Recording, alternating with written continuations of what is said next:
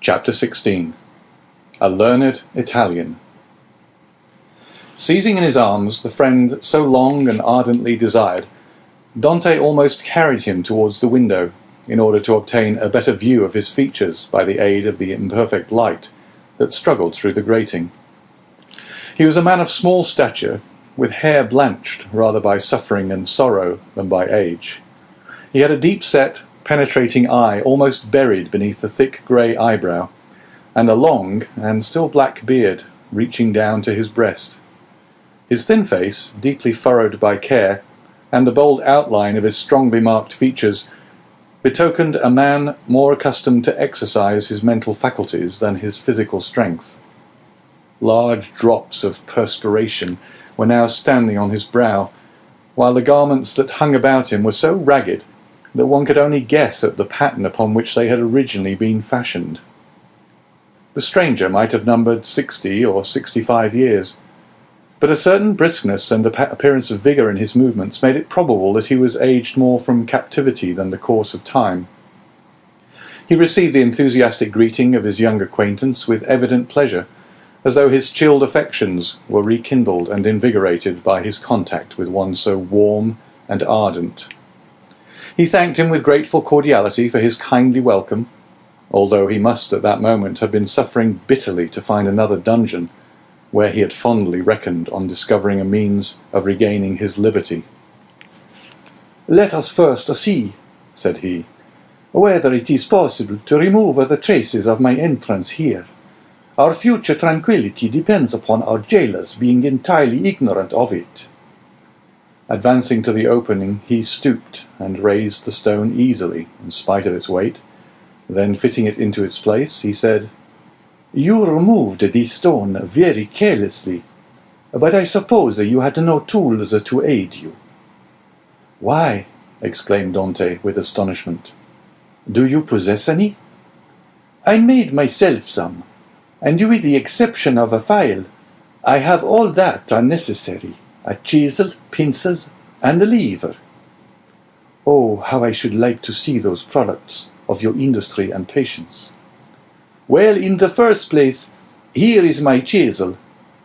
So saying, he displayed a sharp, strong blade, with a handle made of beechwood. "And with what did you contrive to make that?" inquired Dante. "With one of the clamps of my bedstead, and this very tool has sufficed me to hollow out the road by which I came hither, a distance of about 50 feet.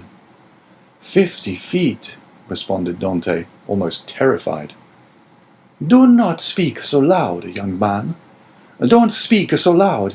It frequently occurs in a state prison like this, that persons are stationed outside of the doors of the cells, purposely to overhear the conversation of the prisoners." "But they believe I am shut up alone here." "That makes no difference." "And you say that you dug your way a distance of 50 feet to get here?" "I do. That is about the distance that separates your chamber from mine. Only, unfortunately, I did not curve right, for want of the necessary geometrical instruments to calculate my scale of proportion. Instead of taking an ellipsis of 40 feet, I made it 50. I expected, as I told you, to reach the outer wall, pierce through it, and to throw myself into the sea. I have, however, kept along the corridor in which your chamber opens, instead of going beneath it. My labour is all in vain, for I find that the corridor looks into a courtyard filled with soldiers." "That's true," said Dante, "but the corridor you speak of only bounds one side of my cell. There are 3 others. Do you know anything of their situation?" "This one is built against the solid rock, and it would take 10 experienced miners, duly furnished with the requisite tools, as many years to perforate it. This adjoins the lower part of the governor's apartments, and were we to work our way through, we should only get into some lock-up cellars, where we must necessarily be recaptured. The 4th and last side of your cell faces on. Stop a minute. Now where does it face?" The wall of which he spoke was the one in which was fixed the loophole by which light was admitted to the chamber. This loophole, which gradually diminished in size as it approached the outside to an opening through which a child could not have passed, was, for better security, furnished with 3 iron bars, so as to quiet all apprehensions, even in the mind of the most suspicious jailer, as to the possibility of a prisoner's escape. As the stranger asked the question, he dragged a table beneath the window. "Climb up," said he to Dante. The young man obeyed, mounted on the table, and divining the wishes of his companion, placed his back securely against the wall and held out both hands. The stranger, whom as yet Dante knew only by the number of his cell, sprang up with an agility by no means to be expected in a person of his years, and light and steady on his feet as a cat or a lizard, climbed from the table to the outstretched hands of Dante, and from them to his shoulders. Then, bending double, for the ceiling of the dungeon prevented him from holding himself erect, he managed to slip his head between the upper bars of the window, so as to be able to command a perfect view from top to bottom. An instant afterwards he hastily drew back his head, saying, "I thought so," and sliding from the shoulders of Dante, as dexterously as he had descended, he nimbly leapt from the table to the ground. "What was it that you thought?" asked the young man anxiously, in his turn descending from the table. The elder prisoner pondered the matter. "Yes," said he at length, "it is so. This side of your chamber looks out upon a kind of open gallery, where patrols are continually passing, and sentries keep watch day and night." "Are you quite sure of that?" "Certain. I saw the soldier's shape, and the top of his musket. That made me draw my head so quickly, for I was fearful he might also see me." "Well?" inquired Dante. "You perceive, then, the utter impossibility of escaping through your dungeon." "Then," pursued the young man eagerly. "Then," answered the elder prisoner, "the will of God be done." And as the old man slowly pronounced those words, an air of profound resignation spread itself over his careworn countenance. Dante gazed on the man who could thus philosophically resign hopes so long and ardently nourished, with an astonishment mingled with admiration. "Tell me, I entreat you, who and what you are," said he at length. "Never have I met with so remarkable a person as yourself." "Willingly," answered the stranger, "if indeed you feel any curiosity respecting one, now alas powerless to aid you in any way." "Say not so. You can console and support me by the strength of your own powerful mind. Pray let me know who you really are." The stranger smiled a melancholy smile. "Then listen," said he. "I am the Abbe Faria, and have been imprisoned, as you know, in this Château d'If since the year 1811. Previously to which I had been confined for 3 years in the fortress of Fenestrelle. In the year 1811 I was transferred to Piedmont in France. It was at this period I learned that the destiny which seemed subservient to every wish formed by Napoleon had bestowed on him a son, named King of Rome even in his cradle.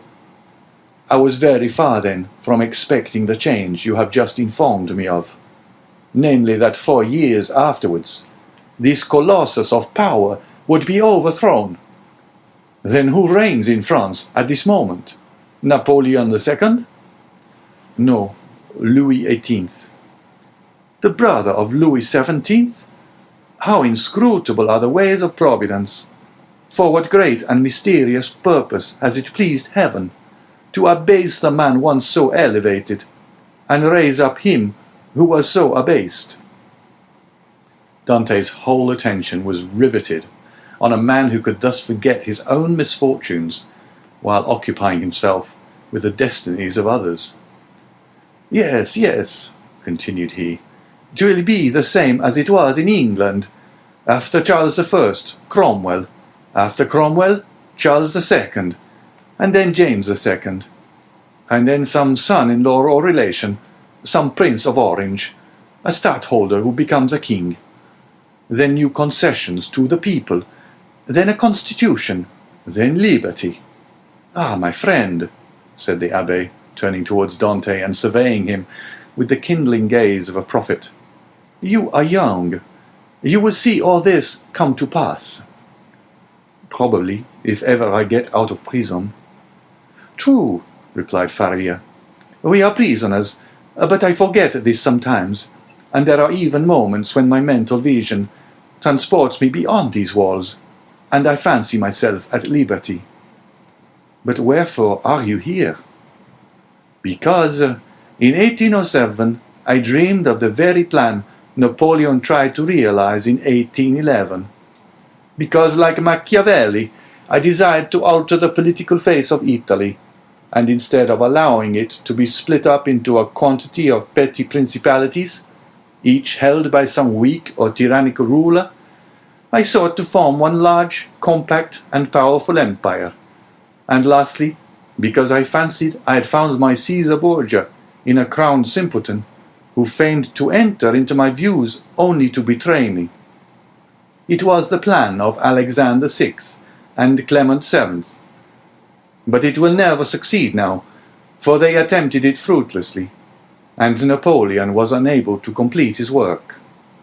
Italy seems fated to misfortune. And the old man bowed his head. Dante could not understand a man risking his life for such matters. Napoleon certainly he knew something of, inasmuch as he had seen and spoken with him, but of Clement VII and Alexander VI he knew nothing. Are you not, he asked, the priest who here in Chateau d'If is generally thought to be ill?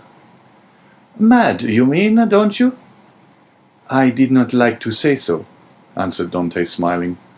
Well then, resumed Faria with a bitter smile, let me answer your question in full, by acknowledging that I am the poor mad prisoner of the Chateau d'If, for many years permitted to amuse the different visitors with what is said to be my insanity, and in all probability I should be promoted to the honour of making sport for the children, if such innocent beings could be found in an abode devoted like this to suffering and despair. Dante remained for a short time mute and motionless. At length he said, Then you abandon all hope of escape? I perceive its utter impossibility, and I consider it impious to attempt that which the Almighty evidently does not approve. Nay, but do not be discouraged. Would it not be expecting too much to hope to succeed at your first attempt? Why not try to find an opening in another direction from that which has so unfortunately failed? Alas, it shows how little notion you can have of all it has cost me to effect a purpose so unexpectedly frustrated, that you talk of beginning over again. In the first place, I was 4 years making the tools I possess, and have been 2 years scraping and digging out earth hard as granite itself. Then what toil and fatigue has it not been to remove huge stones I should once have deemed impossible to loosen?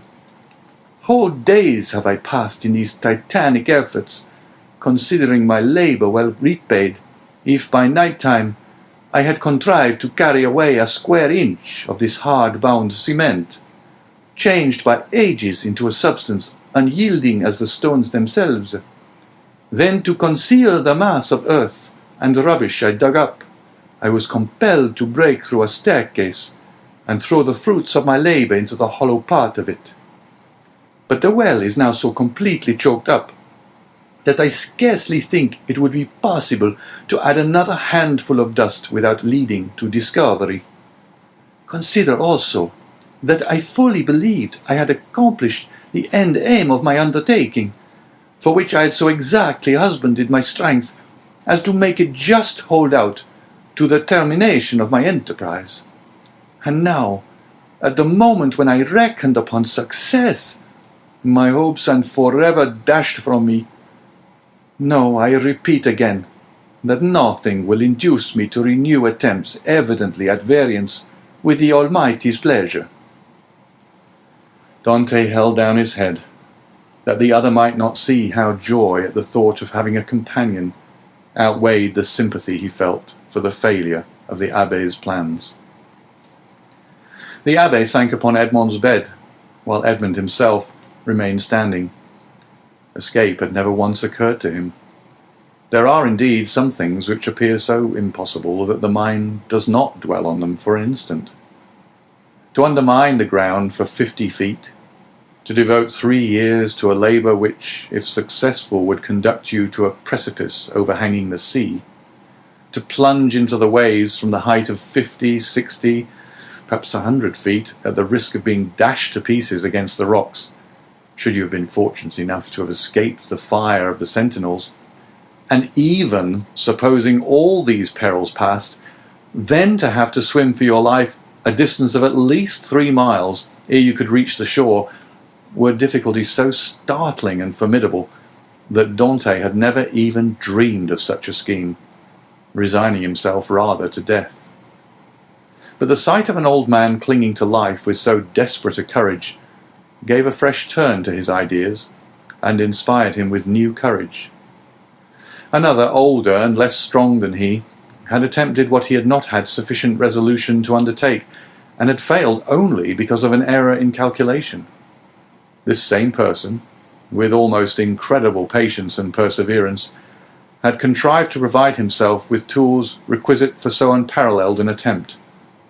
Another had done all this. Why, then, was it impossible to Dante? Faria had dug his way through 50 feet. Dante would dig 100. Faria, at the age of 50, had devoted 3 years to the task. He, who was but half as old, would sacrifice 6. Faria, a priest and savant, had not shrunk from the idea of risking his life by trying to swim a distance of 3 miles to one of the islands, Dôme, Ratonneau, or Lumière. Should a hardy sailor, an experienced diver like himself, shrink from a similar task? Should he, who had so often, for mere amusement's sake, plunged to the bottom of the sea to fetch up the bright coral branch, hesitate to entertain the same project? He could do it in an hour. And how many times had he, for pure pastime, continued in the water for more than twice as long? At once, Dante resolved to follow the brave example of his energetic companion, and to remember that what has once been done may be done again.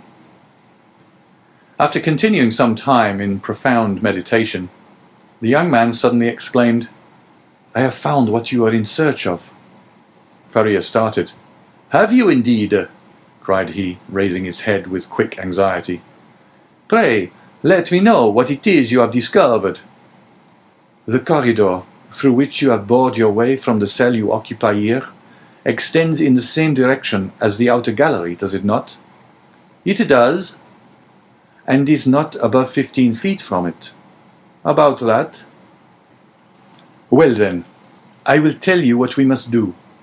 We must pierce through the corridor by forming a side opening about the middle, as it were the top part of a cross. This time you will lay your plans more accurately. We shall get out into the gallery you have described, kill the sentinel who guards it, and make our escape. All we require to ensure success is courage, and that you possess, and strength which I am not deficient in. As for patience, you have abundantly proved yours. You shall now see me prove mine." "One instant, my dear friend," replied the abbé. "It is clear you do not understand the nature of the courage with which I am endowed, and what use I intend making of my strength. As for patience, I consider that I have abundantly exercised that in beginning every morning the task of the night before, and every night renewing the task of the day. But then, a young man, and I pray of you to give me your full attention, then I thought I could not be doing anything displeasing to the Almighty in trying to set an innocent being at liberty, one who had committed no offence, and merited not condemnation. And have your notions changed? Asked Dante with much surprise. Do you think yourself more guilty in making the attempt since you have encountered me? No, neither do I wish to incur guilt. Hitherto I have fancied myself merely waging war against circumstances, not men. I have thought it no sin to bore through a wall or destroy a staircase, but I cannot so easily persuade myself to pierce a heart or take away a life. A slight movement of surprise escaped Dante. Is it possible, said he, that where your liberty is at stake, you can allow any such scruple to deter you from obtaining it? Tell me, replied Faria, what has hindered you from knocking down your jailer with a piece of wood torn from your bedstead, dressing yourself in his clothes, and endeavouring to escape? Simply the fact that the idea never occurred to me, answered Dante.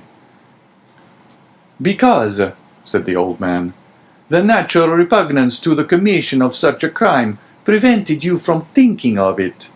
And so it ever is, because in simple and allowable things our natural instincts keep us from deviating from the strict line of duty. The tiger, whose nature teaches him to delight in shedding blood, needs but the sense of smell to show him when his prey is within his reach, and by following this instinct he is enabled to measure the leap necessary to permit him to spring on his victim. But man, on the contrary, loathes the idea of blood. It is not alone that the laws of social life inspire him with a shrinking dread of taking life. His natural construction and physiological formation. Dante was confused and silent at this explanation of the thoughts which had unconsciously been working in his mind, or rather soul, for there are two distinct sorts of ideas, those that proceed from the head and those that emanate from the heart. Since my imprisonment, said Faria, I have thought over all the most celebrated cases of escape on record. They have rarely been successful. Those that have been crowned with full success have been long meditated upon and carefully arranged, such, for instance, as the escape of the Duc de Beaufort from the Château de Vincennes, that of the Abbé de Beauquois from Fort-l'Évêque, of Latude from the Bastille. Then there are those for which chance sometimes affords opportunity, and those are the best of all. Let us therefore wait patiently for some favourable moment, and when it presents itself, profit by it. Ah, said Dante, you might well endure the tedious delay. You were constantly employed in the task you set yourself, and when weary with toil, you had your hopes to refresh and encourage you. I assure you, replied the old man, I did not turn to that source for recreation or support. What did you do then? I wrote or studied. Were you then permitted the use of pens, ink, and paper? Oh, no, answered the abbé. I had none but what I made for myself. You made paper, pens, and ink? Yes. Dante gazed with admiration, but he had some difficulty in believing. Faria saw this.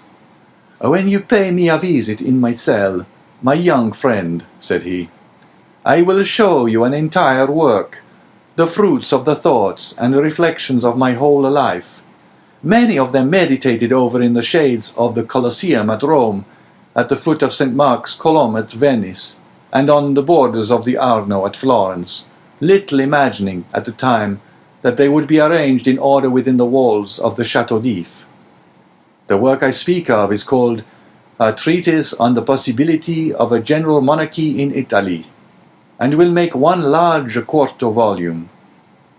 And on what have you written all this? On 2 of my shirts. I invented a preparation that makes linen as smooth and as easy to write on as parchment. You are then a chemist? Somewhat. I know Lavoisier, and was the intimate friend of Cabanilles. But for such a work you must have needed books. Had you any? I had nearly 5,000 volumes in my library at Rome. But after reading them over many times, I found out that with 150 well-chosen books, a man possesses, if not a complete summary of all human knowledge, at least all that a man need really know. I devoted 3 years of my life to reading and studying these 150 volumes, till I knew them nearly by heart, so that since I have been in prison, a very slight effort of memory has enabled me to recall their contents as readily as though the pages were open before me. I could recite you the whole of Thucydides, Xenophon, Plutarch, Titus, Livius, Tacitus, Strada, Jonandes, Dante, Montaigne, Shakespeare, Spinoza, Machiavelli, and Bossuet. I name only the most important. You are doubtless acquainted with a variety of languages, so as to have been able to read all these. Yes, I speak 5 of the modern tongues, that is to say, German, French, Italian, English, and Spanish. By the aid of ancient Greek, I learned modern Greek. I don't speak it so well as I could wish, but I am still trying to improve myself. Improve yourself, repeated Dante. Why, how can you manage to do so?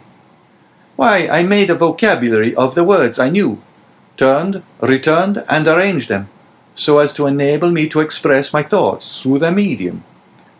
I know nearly 1,000 words, which is all that is absolutely necessary, although I believe there are nearly 100,000 in the dictionaries.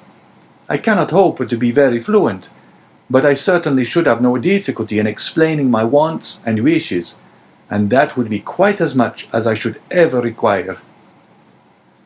Stronger grew the wonder of Dante, who almost fancied it had to do with one gifted with supernatural powers. Still hoping to find some imperfection which might bring him down to a level with human beings, he added, "Then, if you were not furnished with pens, how did you manage to write the word you speak of?" "I made some excellent ones, which would be universally preferred to all others if once known. You are aware what huge whitings are served us on maigre days. Well, I selected the cartilages of the heads of these fishes, and you can scarcely imagine the delight with which I welcomed the arrival of each Wednesday, Friday, and Saturday, as affording me the means of increasing my stock of pens. For I will freely confess that my historical labours have been my greatest solace and relief. While retracing the past, I forgot the present, and traversing at will the path of history, I cease to remember that I am myself a prisoner." "But the ink," said Dante. "Of what did you make your ink?" "There was formerly a fireplace in my dungeon," replied Faria, "but it was closed up long ere I became an occupant of this prison. Still, it must have been many years in use, for it was thickly covered with a coating of soot. This soot I dissolved in a portion of the wine brought to me every Sunday, and I assure you a better ink cannot be desired. For very important notes, for which closer attention is required, I pricked one of my fingers, and wrote with my own blood." "And when?" asked Dante. "May I see all this?" "Whenever you please," replied the abbé. "Oh, then let it me directly," exclaimed the young man. "Follow me, then," said the abbé, as he re-entered the subterranean passage, in which he soon disappeared, followed by Dante. End of chapter 16. Chapter 17. The Abbé's Chamber. After having passed with tolerable ease through the subterranean passage, which, however, did not admit of their holding themselves erect, the two friends reached the further end of the corridor, into which the abbé's cell opened. From that point, the passage became much narrower, and barely permitted one to creep through on hands and knees. The floor of the abbé's cell was paved, and it had been by raising one of the stones in the most obscure corner that Faria had been able to commence the laborious task of which Dante had witnessed the completion. As he entered the chamber of his friend, Dante cast around one eager and searching glance in quest of the expected marvels, but nothing more than common met his view. "It is well," said the abbé. "We have some hours before us. It is now just 12:15. Instinctively, Dante turned round to observe by what watch or clock the abbé had been able so accurately to specify the hour. "Look at this ray of light which enters by my window," said the abbé, "and then observe the lines traced on the wall.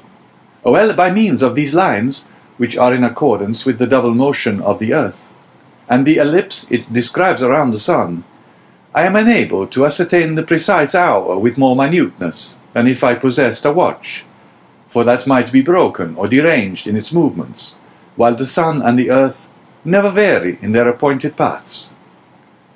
This last explanation was wholly lost upon Dante, who had always imagined from seeing the sun rise from behind the mountains and set in the Mediterranean that it moved, and not the earth. A double movement of the globe he inhabited, and of which he could feel nothing, appeared to him perfectly impossible.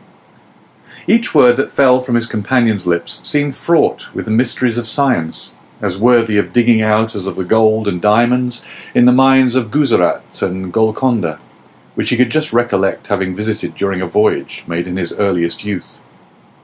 "Come," said he to the abbé, "I am anxious to see your treasures."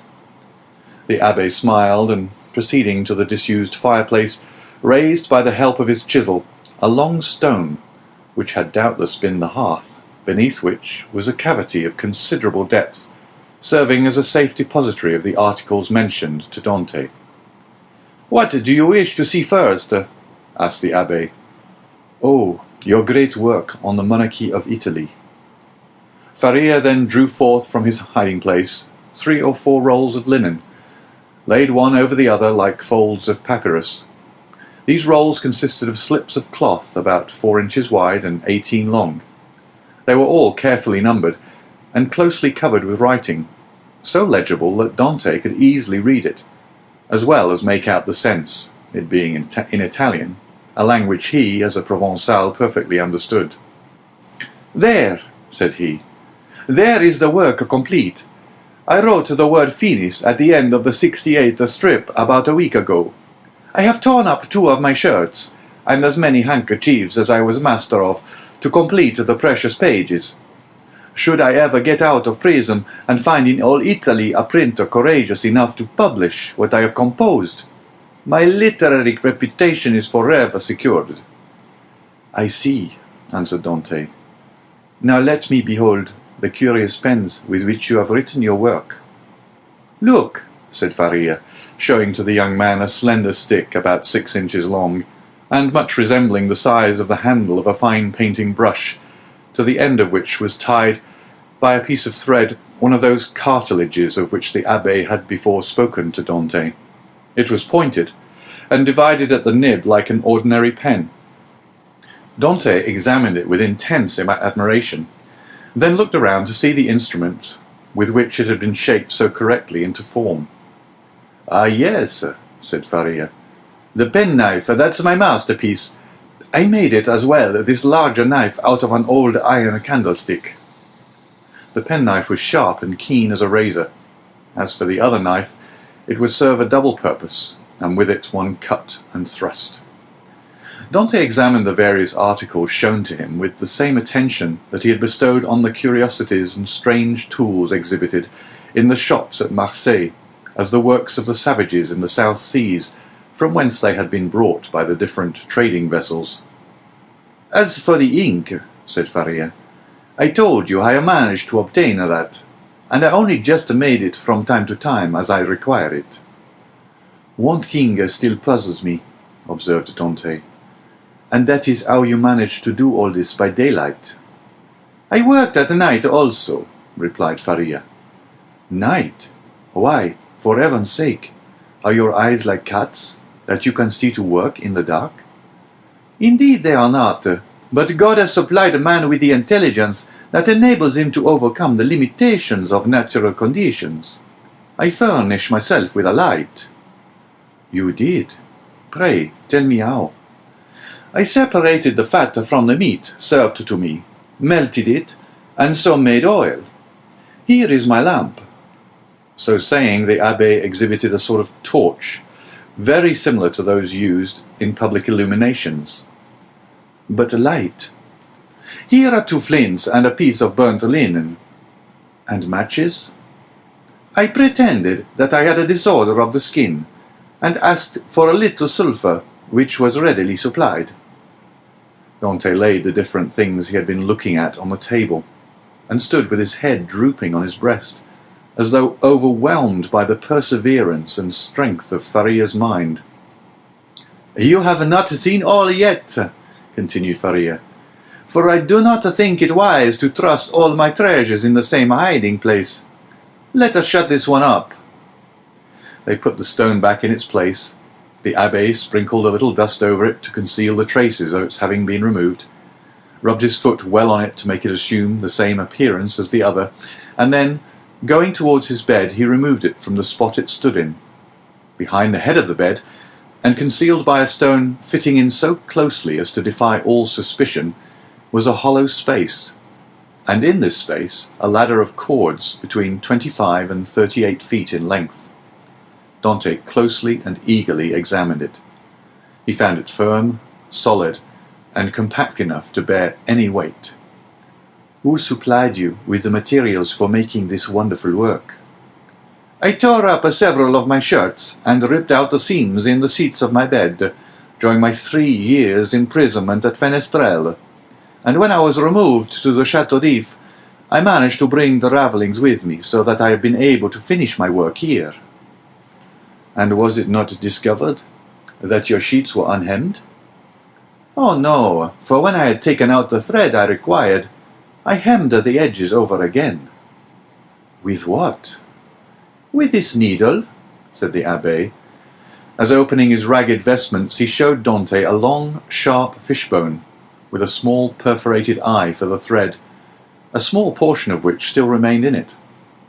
"I once thought," continued Faria, "of removing these iron bars and letting myself down from the window, which, as you see, is somewhat wider than yours, although I should have enlarged it still more, preparatory to my flight.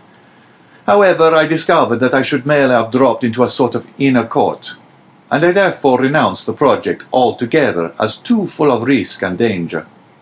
Nevertheless, I carefully preserved my ladder against one of those unforeseen opportunities of which I spoke just now, and which sudden chance frequently brings about."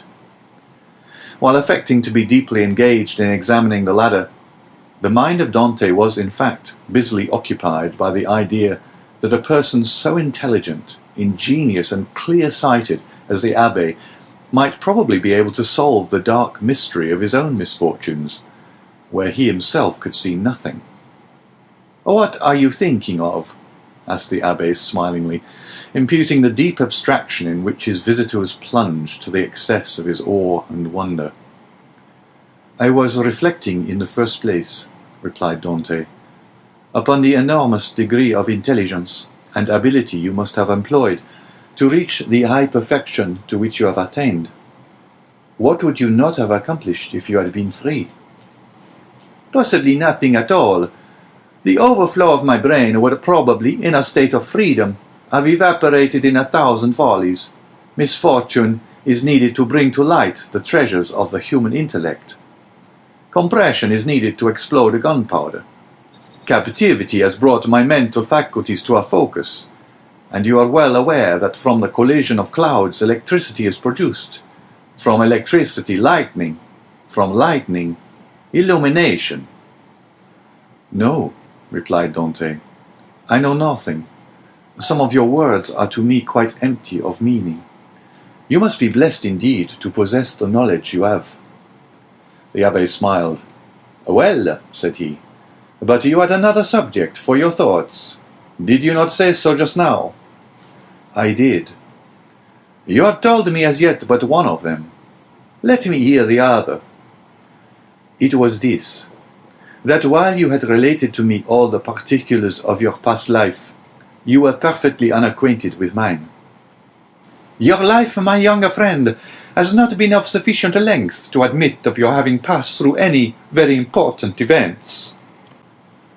It has been long enough to inflict on me a great and undeserved misfortune. I would fain fix the source of it on man, that I may no longer vent reproaches upon heaven. Then you profess ignorance of the crime with which you are charged. I do indeed, and this I swear by the two beings most dear to me upon earth, my father and Mercedes. Come, said the abbé, closing his hiding place and pushing the bed back to its original situation. Let me hear your story. Dante obeyed and commenced what he called his history, but which consisted only of the account of a voyage to India and 2 or 3 voyages to the Levant, until he arrived at the recital of his last cruise, with the death of Captain Leclerc, and the receipt of a packet to be delivered by himself to the Grand Marshal. His interview with that personage, and his receiving, in place of the packet brought, a letter addressed to a Monsieur Noirtier, his arrival at Marseille and interview with his father, his affection for Mercedes and their nuptial feast, his arrest and subsequent examination, his temporary detention at the Palais de Justice, and his final imprisonment in the Château d'If. From this point everything was a blank to Dante. He knew nothing more, not even the length of time he had been imprisoned. His recital finished, the abbé reflected long and earnestly. "There is," said he at the end of his meditations, "a clever maxim, which bears upon what I was saying to you some little while ago, and that is that unless wicked ideas take root in a naturally depraved mind, human nature in a right and wholesome state revolts at crime. Still, from an artificial civilization have originated wants, vices, and false tastes, which occasionally become so powerful as to stifle within us all good feelings, and ultimately to lead us into guilt and wickedness. From this view of things, then comes the axiom that if you visit to discover the author of any bad action, seek first to discover the person to whom the perpetration of that bad action could be in any way advantageous. And now to apply it in your case, to whom could your disappearance have been serviceable?" "To no one, by heaven. I was a very insignificant person." "Do not speak thus, for your reply evinces neither logic nor philosophy. Everything is relative, my dear young friend, from the king who stands in the way of his successor, to the employee who keeps his rival out of a place. Now, in the event of the king's death, his successor inherits a crown. When the employee dies, the supernumerary steps into his shoes and receives his salary of 12,000 livres. Well, these 12,000 livres are his civil list, and are as essential to him as the 12 millions of a king. Every one, from the highest to the lowest degree, has his place on the social ladder, and is beset by stormy passions and conflicting interests, as in Descartes' theory of pressure and impulsion. But these forces increase as we go higher, so that we have a spiral which, in defiance of reason, rests upon the apex and not on the base. Now let us return to your particular world. You say you were on the point of being made a captain of the Pharaoh. "Yes." "And about to become the husband of a young and lovely girl?" "Yes." Now, could anyone have had any interest in preventing the accomplishment of these two things? But let us first settle the question as to its being the interest of anyone to hinder you from being captain of the Pharaoh. What say you?" "I cannot believe such was the case. I was generally liked on board, and had the sailors possessed the right of selecting a captain themselves, I feel convinced their choice would have fallen on me. There was only one person among the crew who had any feeling of ill will towards me. I had quarrelled with him some time previously, and had even challenged him to fight me, but he refused." "Now we are getting on. And what was this man's name?" "Danglars." "What rank did he hold on board?" "He was supercargo." "And had you been a captain, should you have retained him in his employment?" "Not if the choice had remained with me, for I had frequently observed inaccuracies in his accounts." "Good again. Now then tell me, was any person present during your last conversation with Captain Leclerc? No, we were quite alone. Could your conversation have been overheard by anyone? It might, for the cabin door was open. And stay, now, I recollect. Danglars himself passed by just as Captain Leclerc was giving me the packet for the Grand Marshal.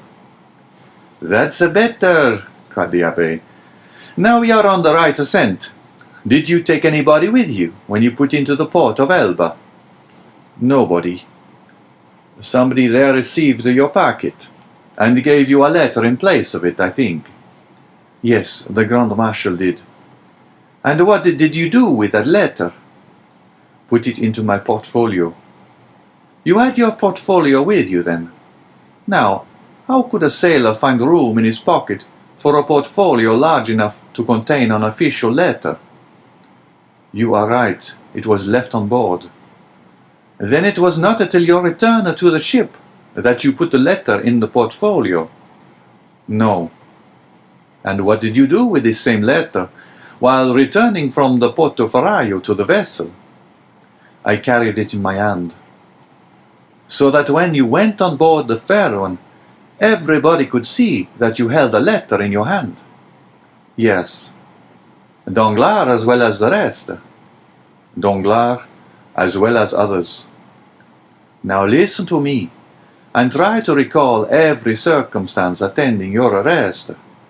Do you recollect the words in which the information against you was formulated?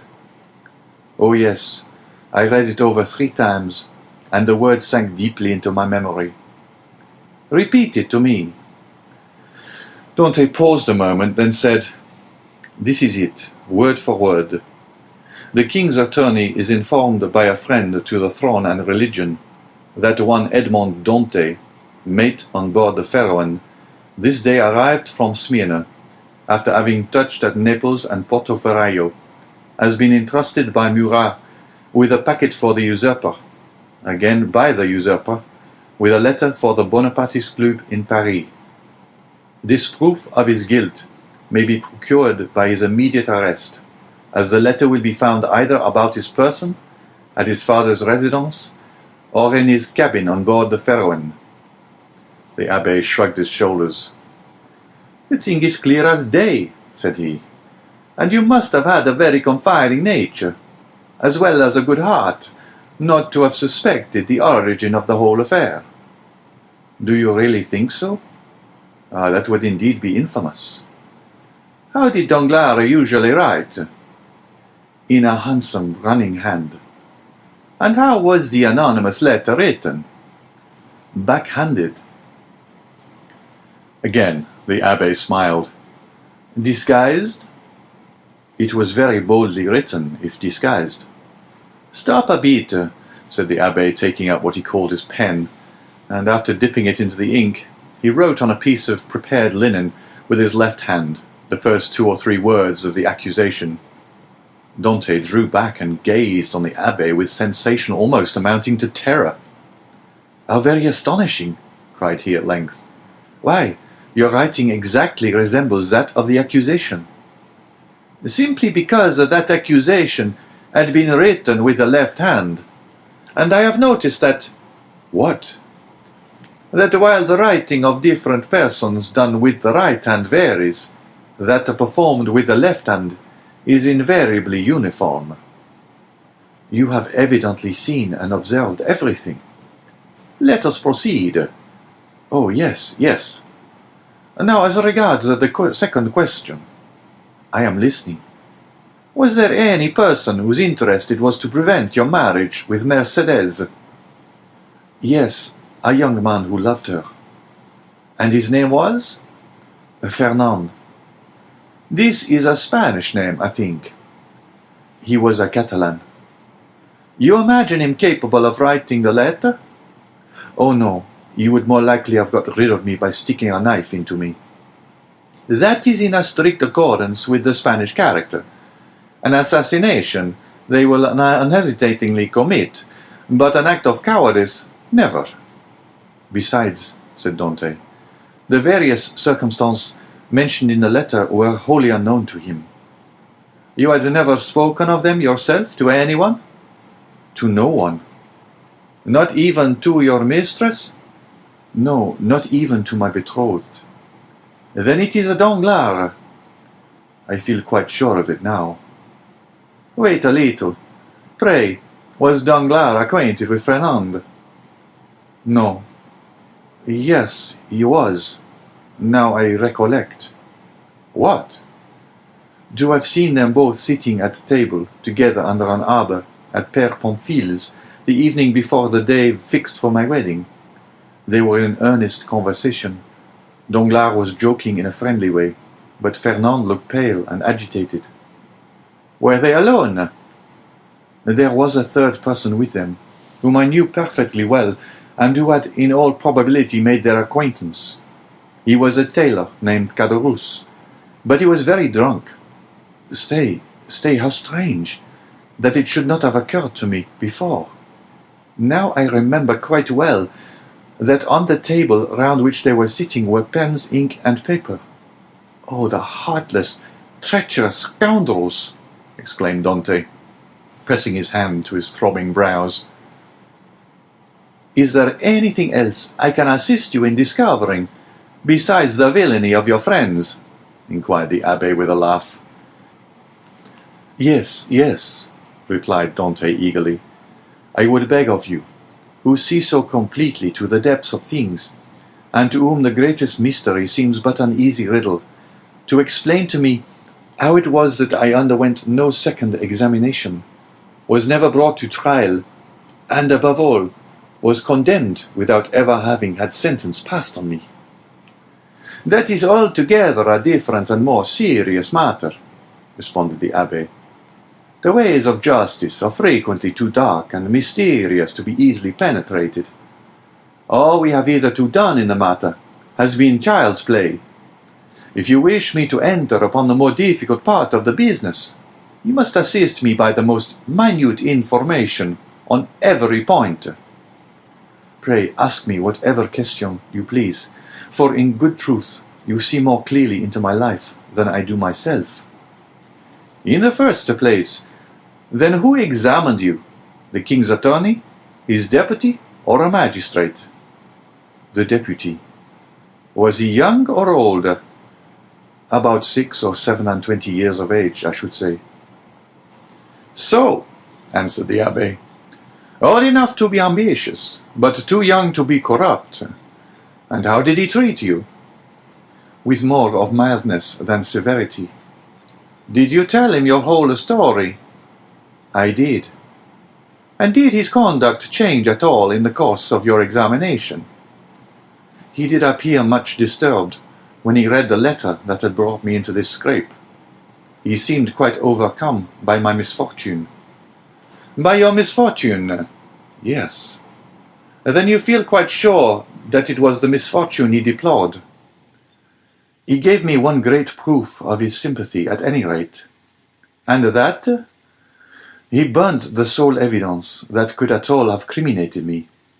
What, the accusation? No, the letter. Are you sure? I saw it done. That alters the case. This man might after all be a great scoundrel than you have thought possible. Upon my word, said Dante, you make me shudder. Is the world filled with tigers and crocodiles? Yes, and remember that two-legged tigers and crocodiles are more dangerous than the others. Never mind. Let us go on. With all my heart. You tell me he burned the letter. He did, saying at the same time, you see, I thus destroy the only proof existing against you. This action is somewhat too sublime to be natural. You think so? I am sure of it. To whom was this letter addressed? To Monsieur Noirtier, numero 13, Coqueron, Paris. Now can you conceive of any interest that your heroic deputy could possibly have had in the destruction of that letter? Why, it is not altogether impossible. He might have had, for he made me promise several times never to speak of that letter to anyone. assuring me he so advised me for my own interest. And more than this, he insisted on my taking a solemn oath never to utter the name mentioned in the address. Noirtier, repeated the Abbé. Noirtier. I knew a person of that name at the court of the Queen of Etruria, a Noirtier, who had been a Girondin during the Revolution. What was your deputy called? De Villefort. The Abbé burst into a fit of laughter, while Dante gazed on him in utter astonishment. What ails you? Said he at length. Do you see that ray of sunlight?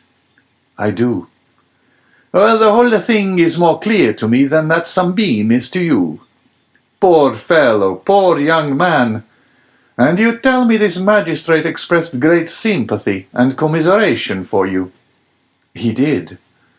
And the worthy man destroyed your compromising letter? Yes. And then made you swear never to utter the name of Noirtier? Yes.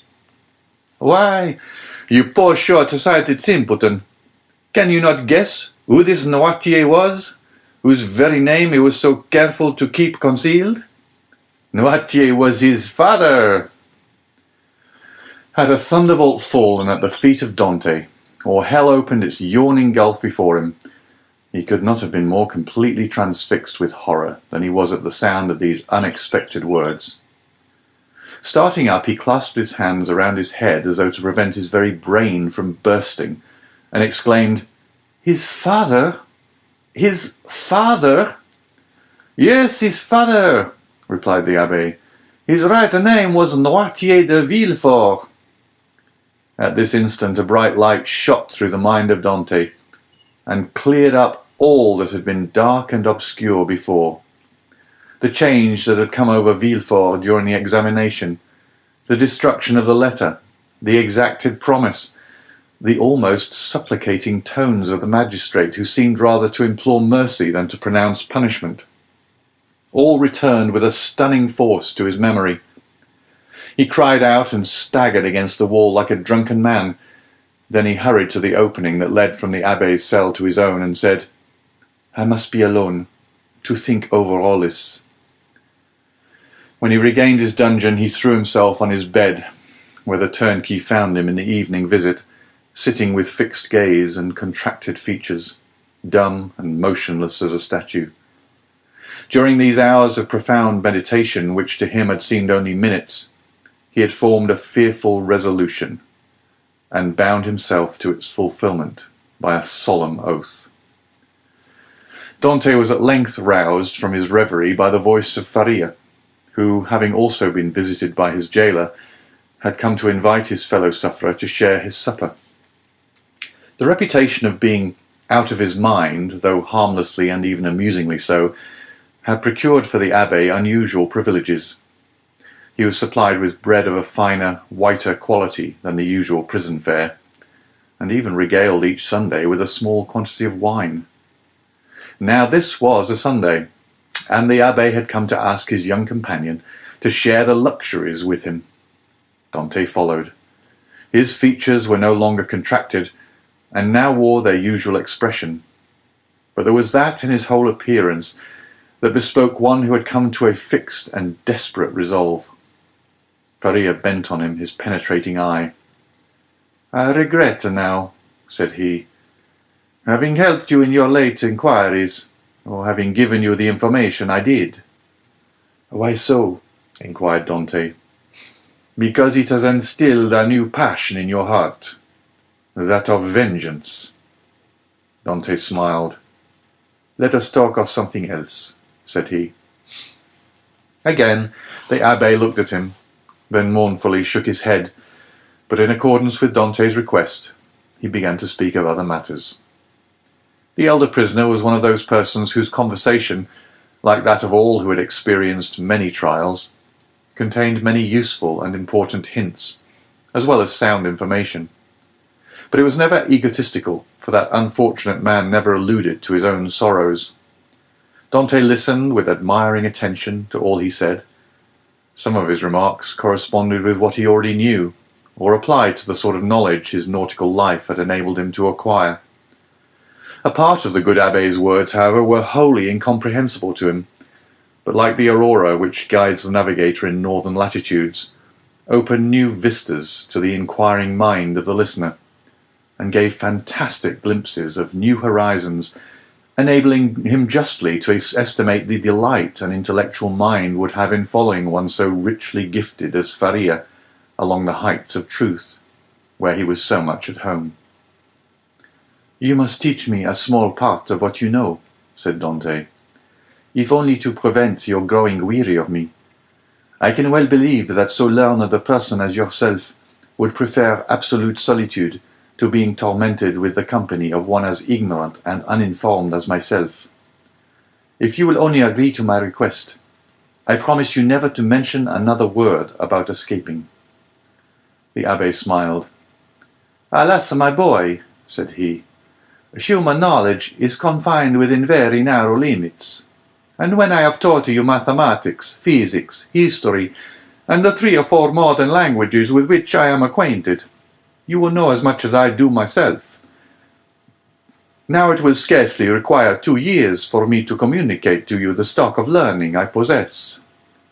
"2 years?" exclaimed Dante. "Do you really believe I can acquire all these things in so short a time?" "Not their application, certainly, but their principles you may. To learn is not to know. There are the learners and the learned. Memory makes the one, philosophy the other." "But cannot one learn philosophy?" "Philosophy cannot be taught. It is the application of the sciences to truth.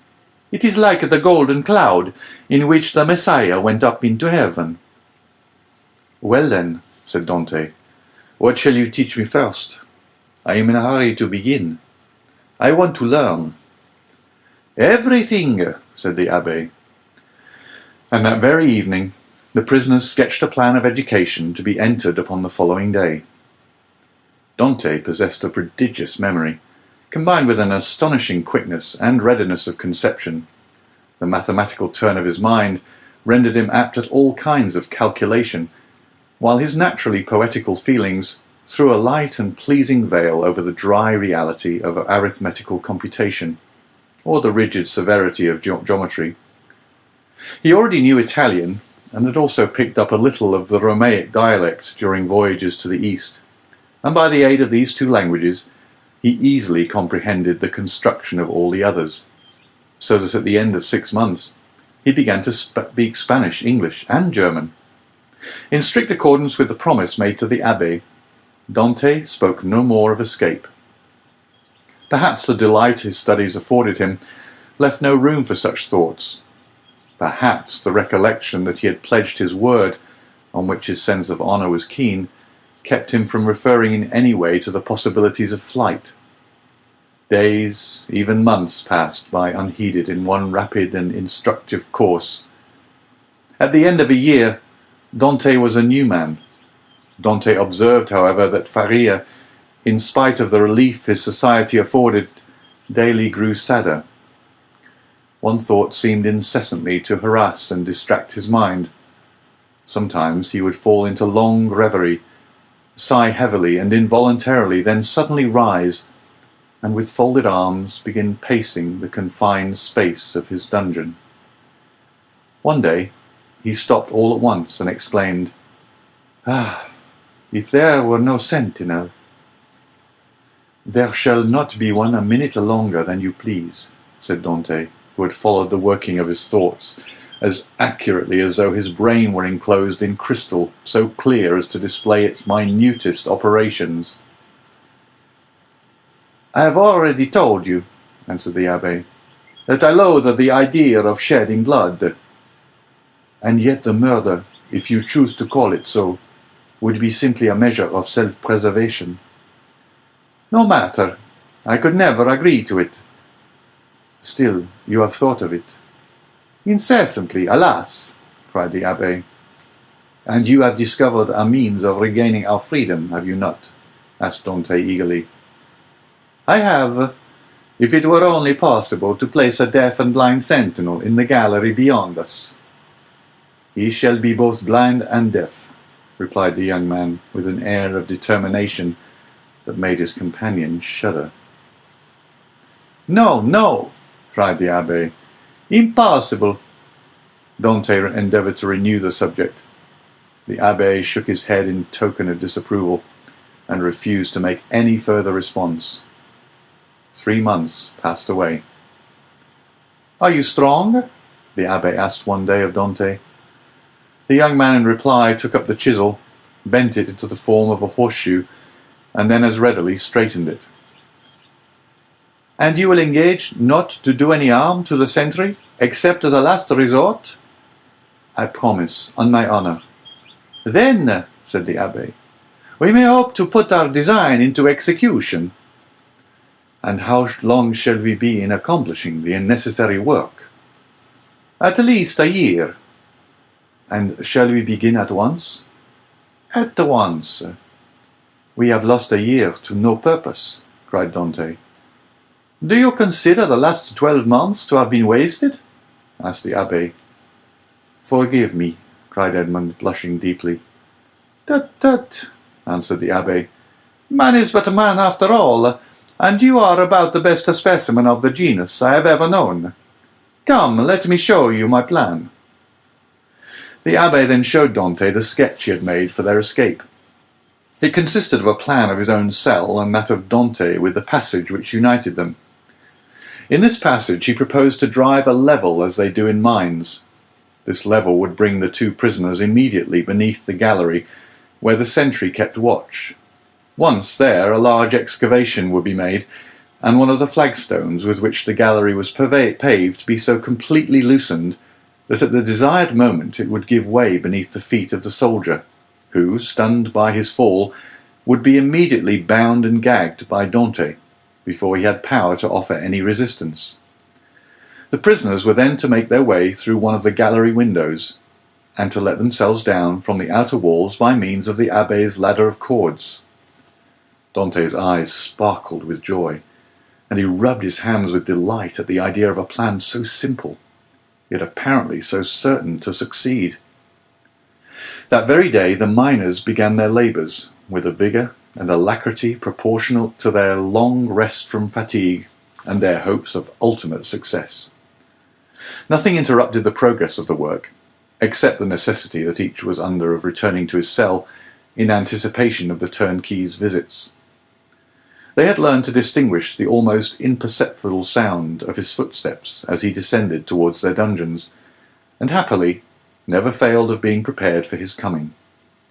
The fresh earth excavated during their present work, and which would have entirely blocked up the old passage, was thrown by degrees and with the utmost precaution out of the window in either Faria's or Dante's cell, the rubbish being first pulverized so finely that the night wind carried it far away without permitting the smallest trace to remain. More than a year had been consumed in this undertaking, the only tools for which had been a chisel, a knife, and a wooden lever. Faria still continued to instruct Dante by conversing with him, sometimes in one language, sometimes in another, at others relating to him the history of nations and great men who from time to time have risen to fame and trodden the path of glory. The abbé was a man of the world, and had, moreover, mixed in the first society of the day. He wore an air of melancholy dignity which Dante, thanks to the imitative powers bestowed on him by nature, easily acquired, as well as that outward polish and politeness he had before been wanting in, and which is seldom possessed except by those who have been placed in constant intercourse with persons of high birth and breeding. At the end of 15 months, the level was finished, and the excavation completed beneath the gallery, and the 2 workmen could distinctly hear the measured tread of the sentinel as he paced to and fro over their heads.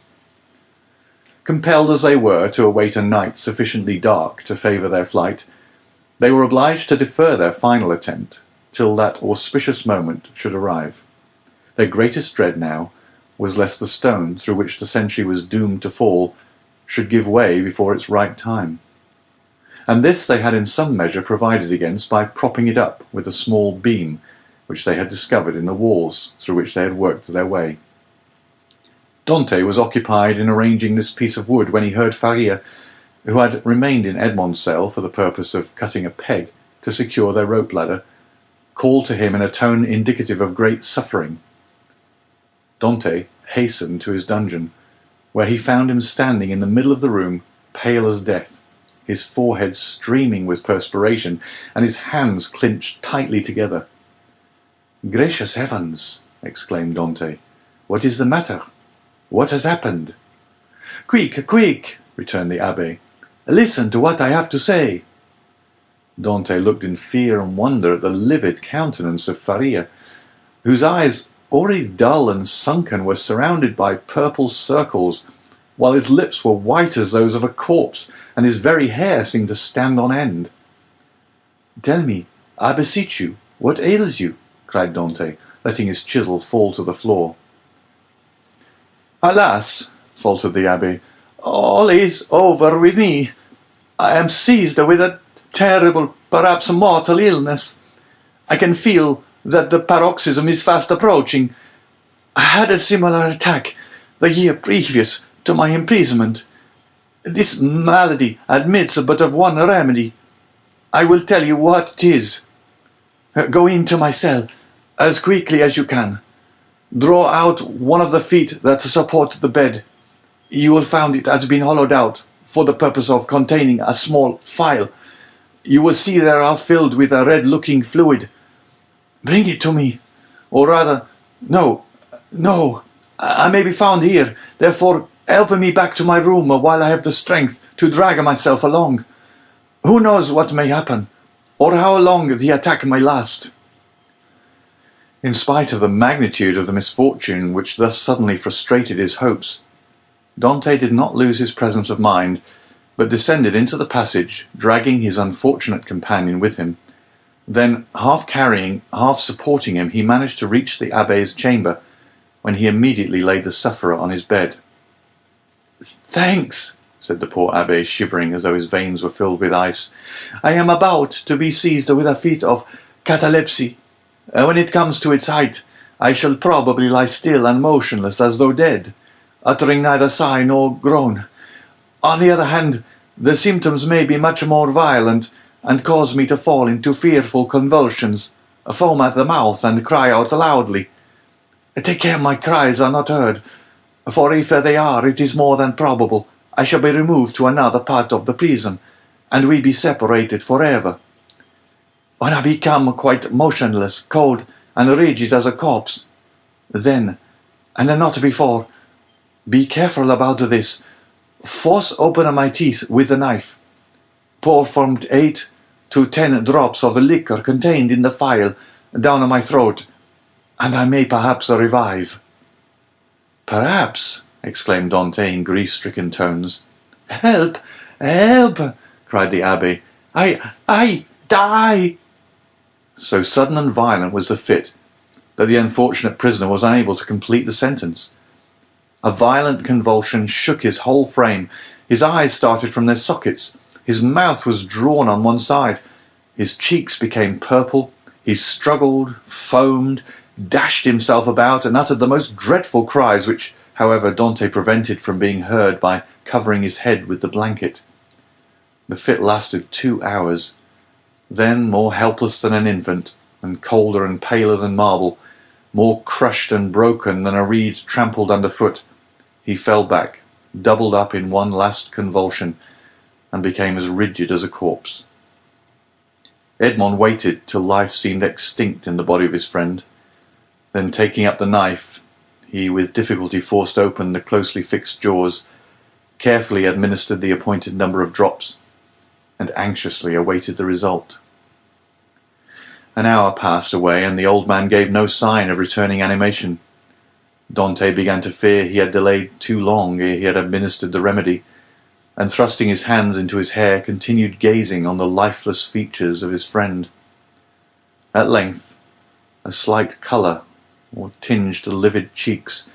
Consciousness returned to the dull, open eyeballs. A faint sigh issued from the lips, and the sufferer made a feeble effort to move. "He is saved! He is saved!" cried Dante in a paroxysm of delight.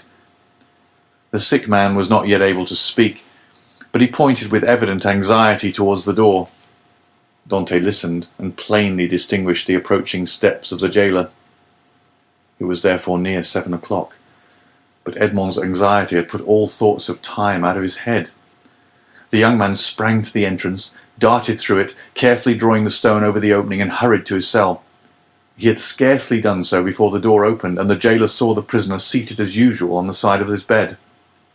Almost before the key had turned in the lock, and before the departing steps of the jailer had died away in the long corridor, he had to traverse Dante, whose restless anxiety concerning his friend left him no desire to touch the food brought to him, hurried back to the abbé's chamber, and raising the stone by pressing his head against it, was soon beside the sick man's couch.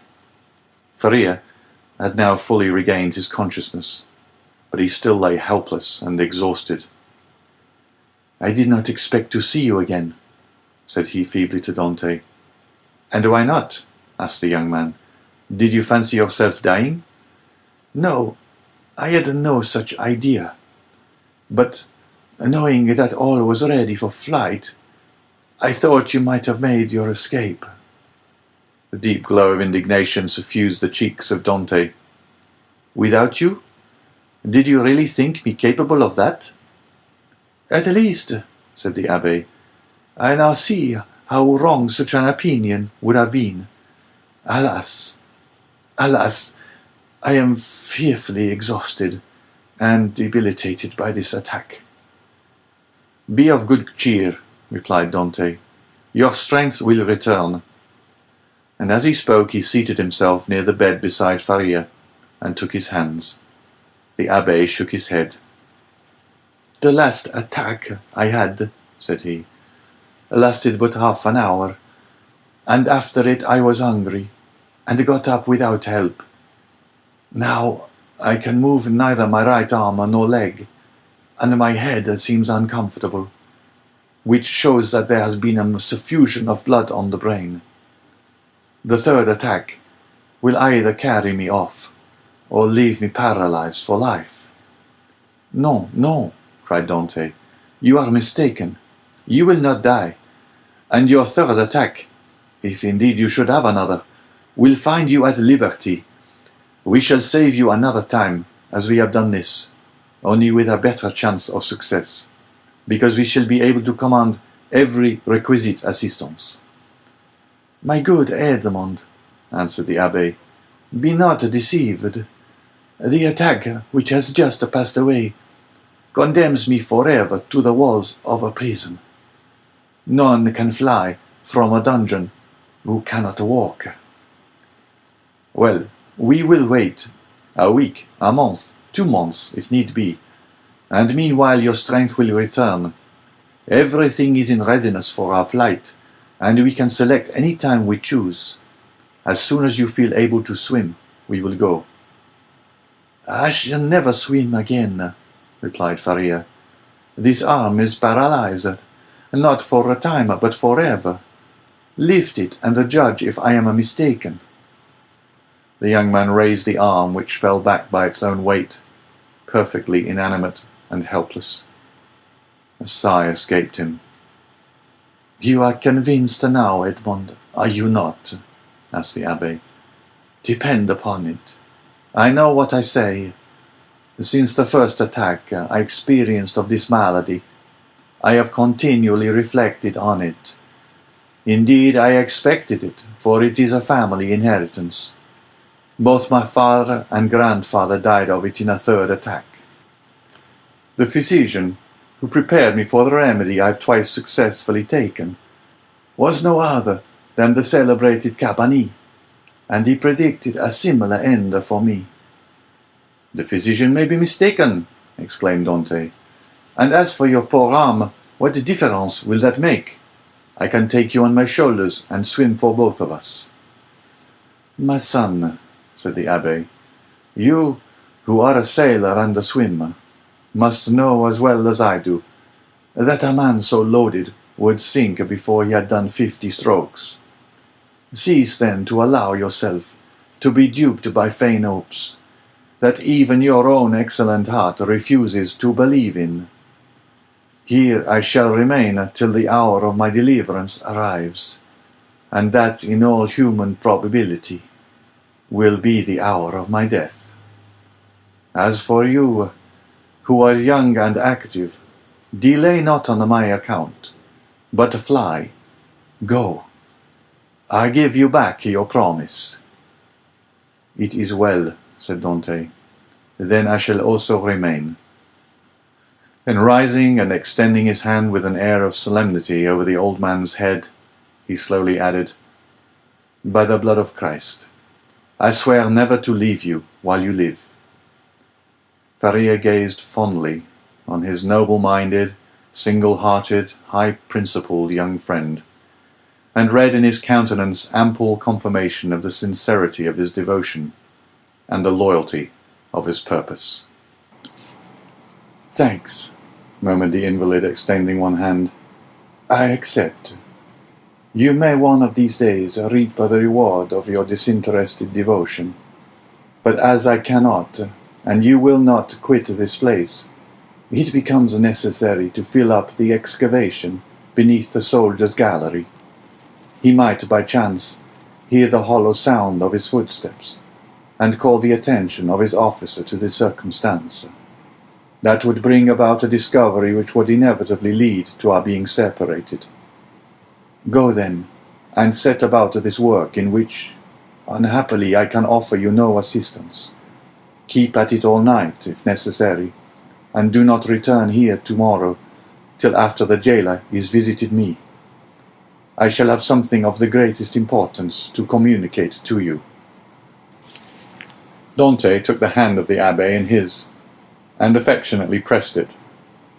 Faria smiled encouragingly on him, and the young man retired to his task in the spirit of obedience and respect which he had sworn to show towards his aged friend. End of chapter 17. Chapter 18. The Treasure. When Dante returned next morning to the chamber of his companion in captivity, he found Faria seated and looking composed. In the ray of light which entered by the narrow window of his cell, he held open in his left hand, of which alone it will be recollected he retained the use, a sheet of paper, which, from being constantly rolled into a small compass, had the form of a cylinder, and was not easily kept open. He did not speak, but showed the paper to Dante. "What is that?" he inquired. "Look at it," said the abbé with a smile. "I have looked at it with all possible attention," said Dante, "and I only see half-burnt paper on which are traces of Gothic characters, inscribed with a peculiar kind of ink." "This paper, my friend," said Faria, "I may now avow to you, since I have the proof of your fidelity. This paper is my treasure, of which from this day forth one half belongs to you." The sweat started forth on Dante's brow. Until this day, and for how long a time? He had refrained from talking of the treasure which he had brought upon the abbé the accusation of madness. With his instinctive delicacy, Edmond had preferred avoiding any touch on this painful chord, and Faria had been equally silent. He had taken the silence of the old man for a return to reason, and now these few words uttered by Faria after so painful a crisis seemed to indicate a serious relapse into mental alienation. "Your treasure," stammered Dante. Faria smiled. "Yes," said he, "you have indeed a noble nature, Edmond, and I see by your paleness and agitation what is passing in your heart at this moment. No, be assured, I am not mad. This treasure exists, Dante, and if I have not been allowed to possess it, you will. Yes, you. No one would listen or believe me, because everyone thought me mad. But you, who must know that I am not, listen to me, and believe me so afterwards, if you will." "Alas," murmured Edmond to himself, "this is a terrible relapse. There was only this blow wanting." Then he said aloud, "My dear friend, your attack has perhaps fatigued you. Had you not better repose a while? Tomorrow, if you will, I will hear your narrative, but today I wish to nurse you carefully. Besides, he said, a treasure is not a thing we need hurry about. On the contrary, it is a matter of the utmost importance, Edmund, replied the old man. Who knows if tomorrow, or the next day after, the third attack may not come on, and then must not all be over.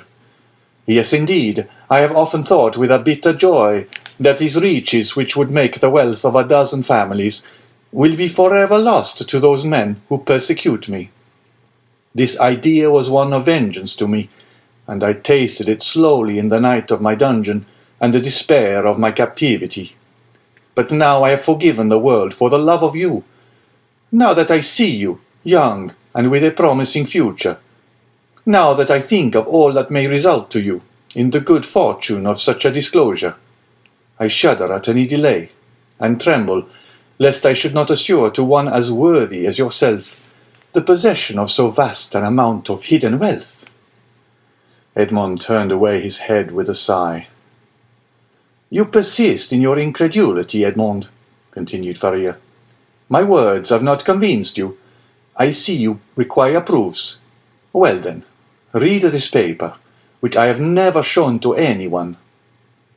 Tomorrow, my dear friend, said Edmond, desirous of not yielding to the old man's madness. I thought it was understood that we should not talk of that until tomorrow. Then we will not talk of it until tomorrow, but read this paper today.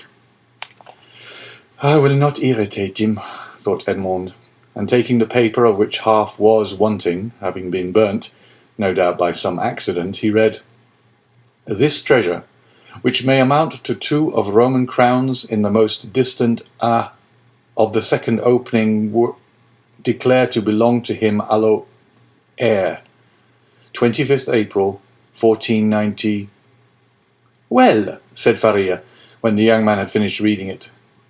Why, replied Dante, I see nothing but broken lines and unconnected words, which are rendered illegible by fire.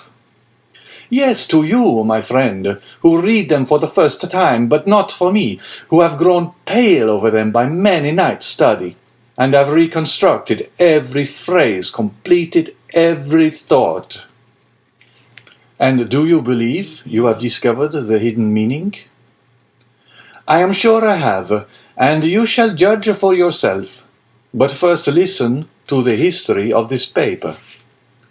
Silence! exclaimed Dante. Steps approach. I go. Adieu. And Dante, happy to escape the history and explanation which would be sure to confirm his belief in his friend's mental instability, glided like a snake along the narrow passage, while Faria, restored by his alarm to a certain amount of activity, pushed the stone into place with his foot and covered it with a mat in order the more effectually to avoid discovery. It was the governor, who, hearing of Faria's illness from the jailer, had come in person to see him. Faria sat up to receive him, avoiding all gestures in order that he might conceal from the governor the paralysis that had already half stricken him with his death. His fear was lest the governor, touched with pity, might order him to be removed to better quarters, and thus separate him from his young companion. But fortunately this was not the case, and the governor left him convinced that the poor madman, for whom in his heart he felt a kind of affection, was only troubled with a slight indisposition. During this time Edmond, seated on his bed with his head in his hands, tried to collect his scattered thoughts. Faria, since their first acquaintance, had been on all points so rational and logical, so wonderfully sagacious, in fact, that he couldn't understand how so much wisdom on all points could be allied with madness. Was Faria deceived as to his treasure, or was all the world deceived as to Faria? Dante remained in his cell all day, not daring to return to his friend, thinking thus to defer the moment when he should be convinced, once for all, that the abbé was mad. Such conviction would be so terrible. But towards the evening, after the hour for the customary visit had gone by, Faria, not seeing the young man appear, tried to move and get over the distance which separated them. Edmond shuddered when he heard the painful efforts which the old man made to drag himself along. His leg was inert, and he could no longer make use of one arm. Edmond was obliged to assist him, for otherwise he would not have been able to enter by the small aperture which led to Dante's chamber. "Here I am, pursuing you remorselessly," he said with a benignant smile. "You thought to escape my munificence, but it is in vain. Listen to me." Edmond saw there was no escape, and placing the old man on his bed, he seated himself on the stool beside him. "You know," said the abbé, "that I was the secretary and intimate friend of Cardinal Spada, the last of the princes of that name. I owe to this worthy lord all the happiness I have ever knew. He was not rich, although the wealth of his family had passed into a proverb, and I heard the phrase very often, as rich as a Spada. But he, like public rumour, lived on his reputation for wealth. His palace was my paradise. I was tutor to his nephews, who are dead, and when he was alone in the world, I tried by absolute devotion to his will to make up to him all he had done for me during 10 years of unremitting kindness. The cardinal's house had no secrets from me. I had often seen my noble patron annotating ancient volumes and eagerly searching amongst dusty family manuscripts. One day, when I was reproaching him for his unavailing searches, and deploring the prostration of mind that followed them, he looked at me, and smiling bitterly, opened a volume relating to the history of the city of Rome. There, in the 20th chapter of the life of Pope Alexandre VI, were the following lines which I can never forget. "The great wars of Romagna had ended. Caesar Borgia, who had completed his conquest, had need of money to purchase all Italy. The Pope had also need of money to bring matters to an end with Louis XII, King of France, who was formidable still in spite of his recent reverses, and it was necessary, therefore, to have recourse to some profitable scheme, which was a matter of great difficulty in the impoverished conditions of exhausted Italy. His Holiness had an idea. He determined to make 2 cardinals. By choosing 2 of the greatest personages of Rome, especially rich men, this was the return the Holy Father looked for. In the first place, he could sell the great appointments and splendid offices which the cardinals already held, and then he had the 2 hats to sell besides. There was a third point in view, which will appear hereafter. The Pope and Caesar Borgia first found the 2 future cardinals. They were Giovanni Rospagliosi, who held 4 of the highest dignities of the Holy See, and Cesar Spada, one of the noblest and richest of the Roman nobility. Both felt the high honor of such a favor from the Pope. They were ambitious, and Caesar Borgia soon found purchasers for their appointments. The result was that Rospigliosi and Spada paid for being cardinals, and 8 other persons paid for the offices the cardinals held before their elevation. And thus 800,000 crowns entered into the coffers of the speculators. It is time now to proceed to the last part of the speculation.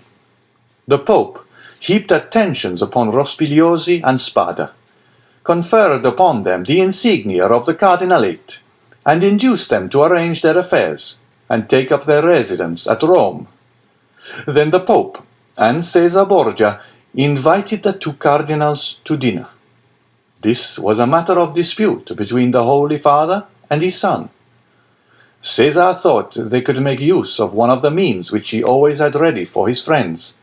That is to say, in the first place, the famous key which was given to certain persons with a request that they go and open a designated cupboard. This key was furnished with a small iron point, a negligence on the part of the locksmith.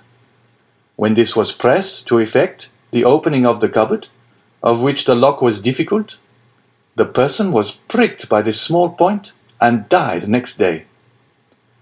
Then there was the ring with the lion's head, which Caesar wore when he wanted to greet his friends with a clasp of the hand. The lion bit the hand thus favored, and at the end of 24 hours, the bite was mortal. Caesar proposed to his father that they should either ask the cardinals to open the cupboard or shake hands with them. But Alexander VI replied, "Now, as to the worthy cardinals, Spada and Rospigliosi, let us ask both of them to dinner. Something tells me that we should get that money back. Besides, you forget, Caesar, an indigestion declares itself immediately, while a prick or a bite occasions a delay of a day or two."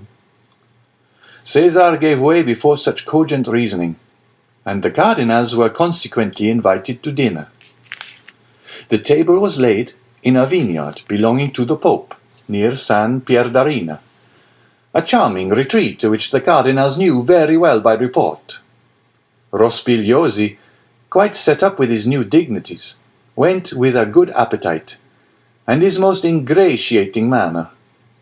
Spada, a prudent man and greatly attached to his only nephew, a young captain of the highest promise, took paper and pen, and made his will.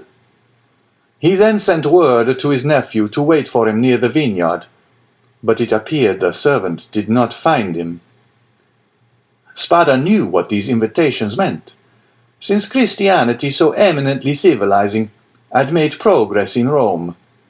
It was no longer a centurion who came from the tyrant with a message, "Caesar wills that you die," but it was a legate at a Lattari who came with a smile on his lips to say from the Pope, "His Holiness requests you to dine with him." Spada set about 2 o'clock to San Pierdarina. The Pope awaited him. The first sight that attracted the eyes of Spada was that of his nephew in full costume, and Caesar Borgia paying him most marked attentions. Spada turned pale, as Caesar looked at him with an ironical air, which proved that he had anticipated all, and that the snare was well spread. They began their dinner, and Spada was only able to inquire of his nephew if he had received his message. The nephew replied no, perfectly comprehending the meaning of the question. It was too late, for he had already drunk a glass of excellent wine, placed for him expressly by the Pope's butler. Spada at the same moment saw another bottle approach him, which he was pressed to taste. An hour afterwards, a physician declared they were both poisoned through eating mushrooms. Spada died on the threshold of the vineyard.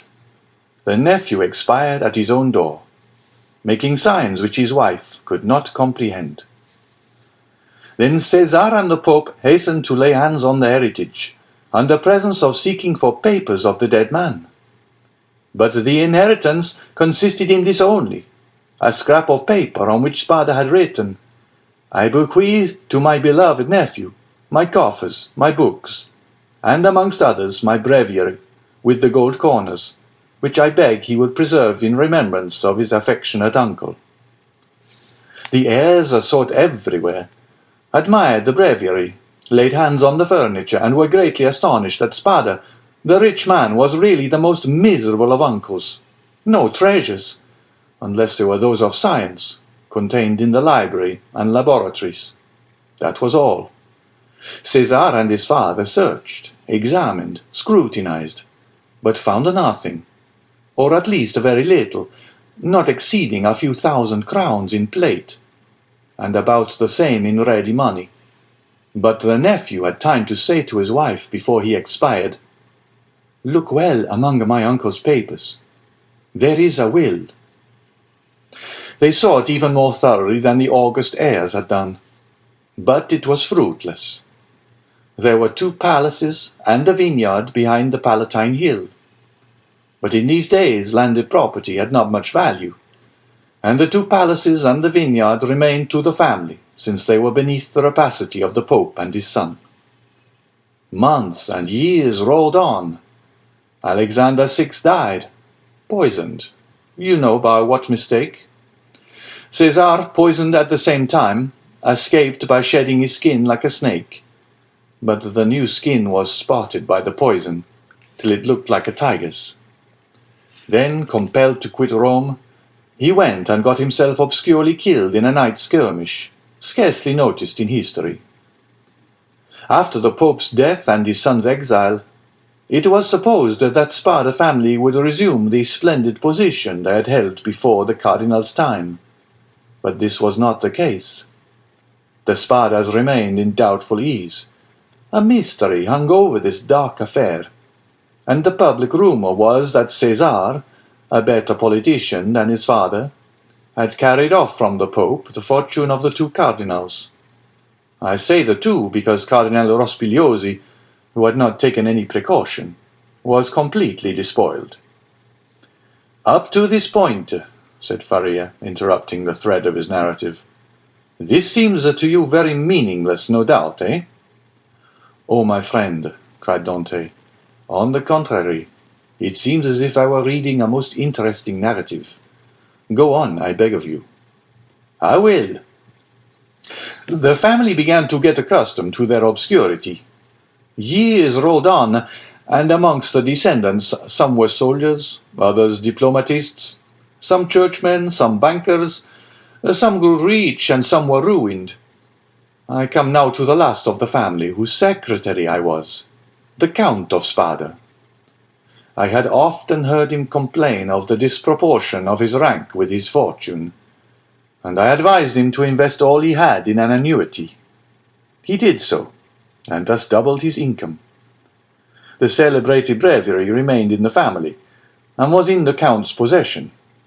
It had been handed down from father to son, for the singular clause of the only will that had been found, and caused it to be regarded as a genuine relic, preserved in the family with superstitious veneration. It was an illuminated book, with beautiful Gothic characters, and so weighty with gold that a servant always carried it before the cardinal on days of great solemnity. At the sight of papers of all sorts, titles, contracts, parchments, which were kept in the archives of the family, all descending from the poisoned cardinal, I in my turn examined the immense bundles of documents, like 20 servitors, stewards, secretaries before me. But in spite of the most exhaustive researches, I found nothing. Yet I had even written a precise history of the Borgia family, for the sole purpose of assuring myself whether any increase of fortune had occurred to them on the death of the Cardinal Cesar Spada, but could only trace the acquisition of the property of the Cardinal Rospigliosi, his companion in misfortune. I was then almost assured that the inheritance had neither profited the Borgias nor the family, but had remained unpossessed like the treasures of the Arabian Nights, which slept in the bosom of the earth, under the eyes of the genie. I searched, ransacked, counted, calculated 1,000 times the income and expenditure of the family for 300 years. It was useless. I remained in my ignorance, and the Count of Spada in his poverty. My patron died. He had reserved from his annuity his family papers, his library, composed of 5,000 volumes, and his famous breviary.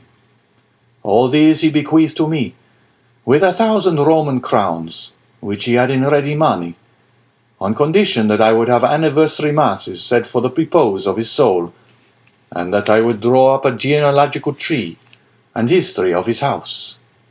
All this I did scrupulously. Be easy, my dear Edmond, we are near the conclusion. In 1807, a month before I was arrested, and a fortnight after the death of the Count of Spada, on the 25th of December. You will see presently how the date became fixed in my memory. I was reading for the 1,000th time the papers I was arranging, for the palace was sold to a stranger, and I was going to leave Rome and settle at Florence, intending to take with me 12,000 francs I possessed, my library and the famous breviary, when, tired with my inconstant labour at the very same thing, and overcome by a heavy dinner I had eaten, my head dropped on my hands, and I fell asleep about 3 o'clock in the afternoon. I awoke as the clock was striking 6. I raised my head. I was in utter darkness. I rang for a light, but as no one came, I determined to find one for myself. It was indeed but anticipating the simple manners which I should soon be under the necessity of adopting. I took a wax candle in one hand, and with the other groped about for a piece of paper, my matchbox being empty, with which I proposed to get a light from the small flame still playing on the embers. Fearing, however, to make use of any valuable piece of paper, I hesitated for a moment, then recollected that I had seen in the famous breviary, which was on the table beside me, an old paper quite yellow with age, and which had served as a marker for centuries, kept there by the request of the heirs. I felt for it, found it, twisted it together, and put it into the expiring flame, set a light to it. But beneath my fingers, as if by magic, in proportion as the fire ascended, I saw yellowish characters appear on the paper. I grasped it in my hand, put out the flames as quickly as I could, lighted my taper in the fire itself, and opened the crumpled paper with inexpressible emotion, recognizing when I had done so that these characters had been traced in mysterious and sympathetic ink, only appearing when exposed to the fire. Nearly 1/3 of the paper had been consumed by the flame. It was that paper you read this morning. Read it again, Dante, and then I will complete for you the incomplete words and unconnected sense. Faria, with an air of triumph, offered the paper to Dante, who this time read the following words, traced with an ink of a reddish colour resembling rust. This 25th day of April, 1498, B. Alexander VI, and fearing that not he may desire to become my heir, and Bentivoglio, who were poisoned, my sole heir that I have but, and has visited with me, that is in island of Monte Cristo, all I possess, jewels, diamonds, gems, that I alone may amount to nearly the 2 million, will find on raising the 20th row creek to the east in a right line, 2 open. In these caves the treasure is in the furthest, which treasure I bequeath and leave as my sole heir. 25th April 1498, says, "And now," said the abbé, "read this other paper," and he presented to Dante a second leaf, with fragments of lines written on it, which Edmond read as follows. "Ing invited to dine by his holiness, content with making me pay for my hat, serves for me the fate of Cardinals Caprara. I declare to my nephew, Guido Spada, read in a place he knows, the caves of the small, est of ingots, gold, money, know of the existence of this treasure which, lions of Roman crowns, and which he, from the small, ings have been made, Ngel in the second, tire to him, R. Spada." Faria followed him with an excited look. "And now," he said, when he saw that Dante had read the last line, "put the 2 fragments together and judge for yourself." Dante obeyed, and the conjointed pieces gave the following. This 25th day of April, 1498, being invited to dine by His Holiness Alexander VI, and fearing that, not content with making me pay for my hat, he may desire to become my heir, and reserves for me the fate of Cardinals Caprara and Bentivoglio, who were poisoned, I declare to my nephew, Guido Spada, my sole heir, that I have buried in a place he knows and has visited with me, that is, in the caves of the small island of Monte Cristo, all I possessed of ingots, gold, money, jewels, diamonds, gems, that I alone know of the existence of this treasure, which may amount to nearly 2 millions of Roman crowns, and which he will find on raising the 20th rock from the small creek to the east in a right line. 2 openings have been made in these caves. The treasure is in the furthest, angle in the second, which treasure I bequeath and leave entire to him as my sole heir. 25th April, 1498. César, Spada. "Well, do you comprehend now?" inquired Faria. "It is the declaration of Cardinal Spada, and the will so long sought for," replied Edmond, still incredulous. "Yes, 1,000 times yes." "And who completed it as it is now?" "I did, aided by the remaining fragment. I guessed the rest, measuring the length of the lines by those of the paper, and divining the hidden meaning by means of what was in part revealed, as we are guided in a cavern by the small ray of light above us." "And what did you do when you arrived at this conclusion?" "I resolved to set out, and did set out at that very instant, carrying with me the beginning of my great work, the unity of the Italian kingdom. But for some time the imperial police, who at this period, quite contrary to what Napoleon desired so soon as he had son born to him, wished for a partition of provinces, had their eyes on me, and my hasty departure, the cause of which they were unable to guess, having aroused their suspicions. I was arrested at the very moment I was leaving Piombino. Now," continued Faria, addressing Dante with an almost paternal expression, "now, my dear fellow, you know as much as I do myself. If we ever escape together, half of this treasure is yours. If I die here, and you escape alone, the whole belongs to you." "But," inquired Dante, hesitating, "has this treasure no more legitimate possessor in the world than ourselves?" "No, no, be easy on that score. The family is extinct. The last Count of Spada, moreover, made me his heir, bequeathing to me this symbolic breviary. He bequeathed to me all it contained. No, no, make your mind satisfied on that point. If we lay hands on this fortune, we may enjoy it without remorse." "And you say this treasure amounts to—" "2 millions of Roman crowns, nearly 13 millions of our money." "Impossible," said Dante, staggered at the enormous amount. "Impossible? And why?" asked the old man. "The Spada family was one of the oldest and most powerful families of the 15th century, and in those times when other opportunities for investment were wanting, such accumulations of gold and jewels were by no means rare. There are at this day Roman families perishing of hunger, though possessed of nearly 1 million in diamonds and jewels, handed down by entail, and which they cannot touch." Edmond thought he was in a dream. He wavered between incredulity and joy. "I have only kept this secret so long from you," continued Faria, "that I might test your character, and then surprise you. Had we escaped before my attack of catalepsy, I should have conducted you to Monte Cristo now," he added with a sigh. "It is you who will conduct me thither. Well, Dante, you do not thank me?" "This treasure belongs to you, my dear friend," replied Dante, "and to you only.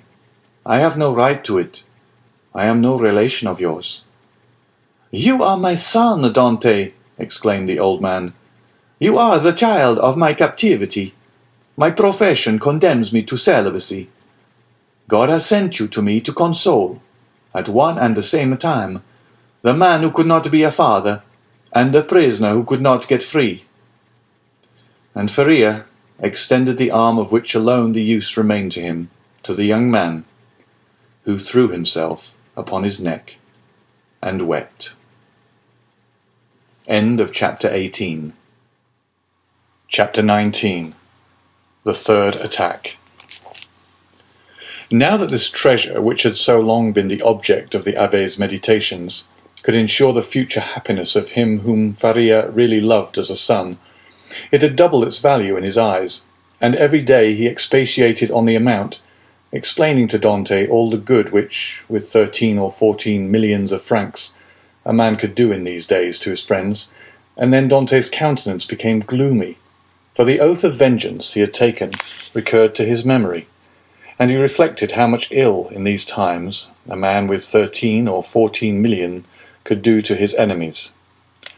The abbé did not know the island of Monte Cristo, but Dante knew it, and had often passed it, situated 25 miles from Pianosa, between Corsica and the island of Elba, and had once touched there. This island was, always had been, and still is, completely deserted.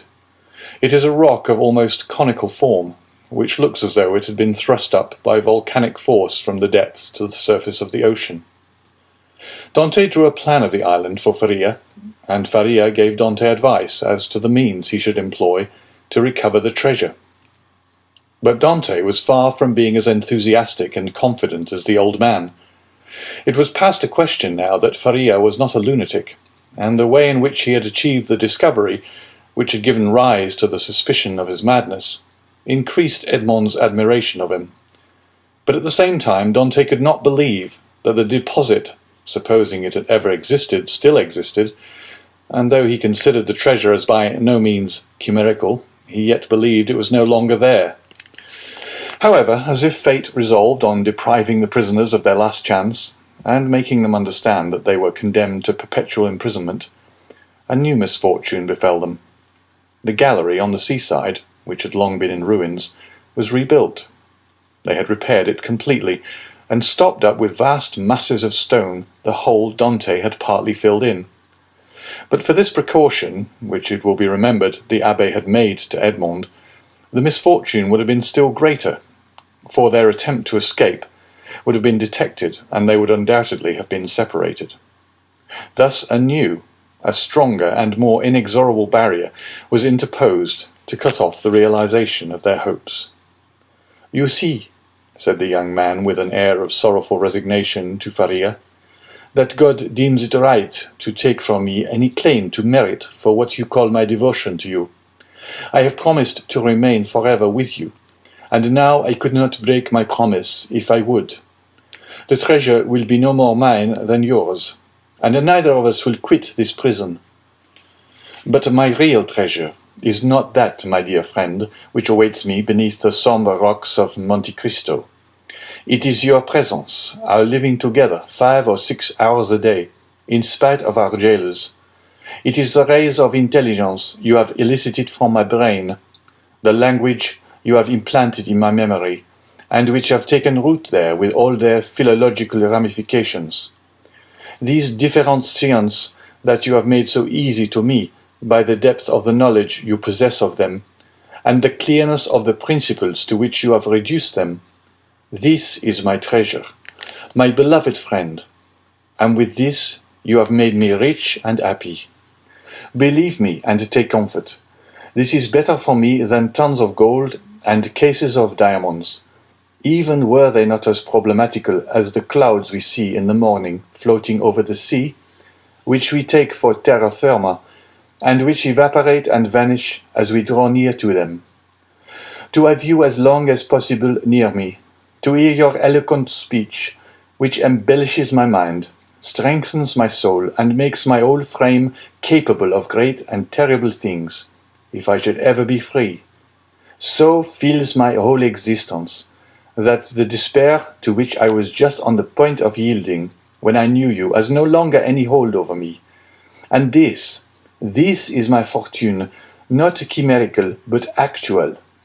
I owe you my real good, my present happiness, and all the sovereigns of the earth, even Caesar Borgia himself, could not deprive me of this." Thus, if not actually happy, yet the days these two unfortunates passed together went quickly.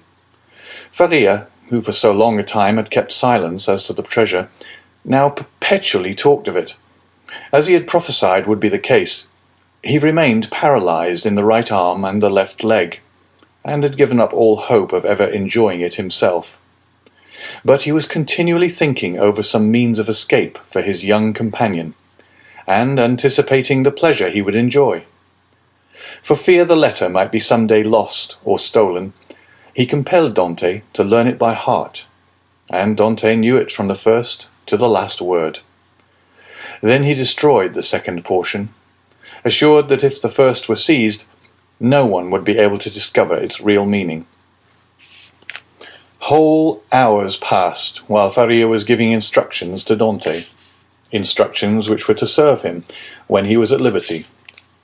Then, once free from the day and hour and moment when he was so, he could have but only one thought, which was to gain Monte Cristo by some means, and remain there alone under some pretext which would arouse no suspicions, and once there, to endeavour to find the wonderful caverns, and search in the appointed spot, be it remembered, being the farthest angle in the second opening. In the meanwhile the hours passed, if not rapidly, at least tolerably.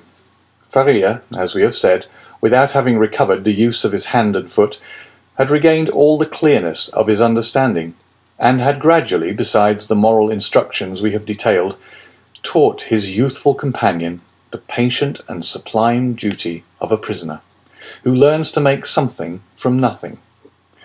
They were thus perpetually employed. Faria, that he might not see himself grow old; Dante, for fear of recalling the almost extinct past, which now only floated in his memory like a distant light wandering in the night.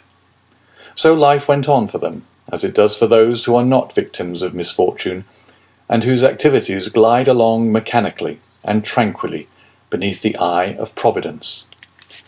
But beneath his superficial calm, there were in the heart of the young man, and perhaps in that of the old man, many repressed desires, many stifled sighs, which would vent when Faria was left alone, and when Edmond returned to his cell. One night, Edmond awoke suddenly, believing that he heard someone calling him. He opened his eyes upon utter darkness. His name, or rather a plaintive voice which essayed to pronounce his name, reached him. He sat up in bed, and a cold sweat broke out upon his brow. Undoubtedly the call came from Faria's dungeon. "Alas," murmured Edmond, "can it be?"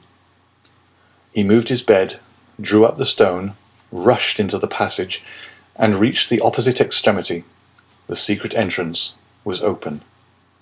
By the light of the wretched and wavering lamp of which we have spoken, Dante saw the old man, pale, but yet erect, clinging to the bedstead. His features were writhing with those horrible symptoms which he already knew, and which had so seriously alarmed him when he saw them for the first time. "Alas, my dear friend," said Faria in a resigned tone, "you understand, do you not? And I need not attempt to explain to you." Edmond uttered a cry of agony, and quite out of his senses rushed towards the door, exclaiming, "Help! Help!" Faria had just sufficient strength to restrain him. "Silence," he said, "or you are lost. We must now only think of you, my dear friend, and so act as to render your captivity supportable, or your flight possible. It would require years to do again what I have done here, and the results would be instantly destroyed if our jailers knew we have communicated with each other. Besides, be assured, my dear Edmond, the dungeon I am about to leave will not long remain empty. Some other unfortunate being will soon take my place, and to him you will appear like an angel of salvation. Perhaps he will be young, strong, and enduring like yourself, and will aid you in your escape, while I have been but a hindrance. You will no longer have half a dead body tied to you as a drag to all your movements.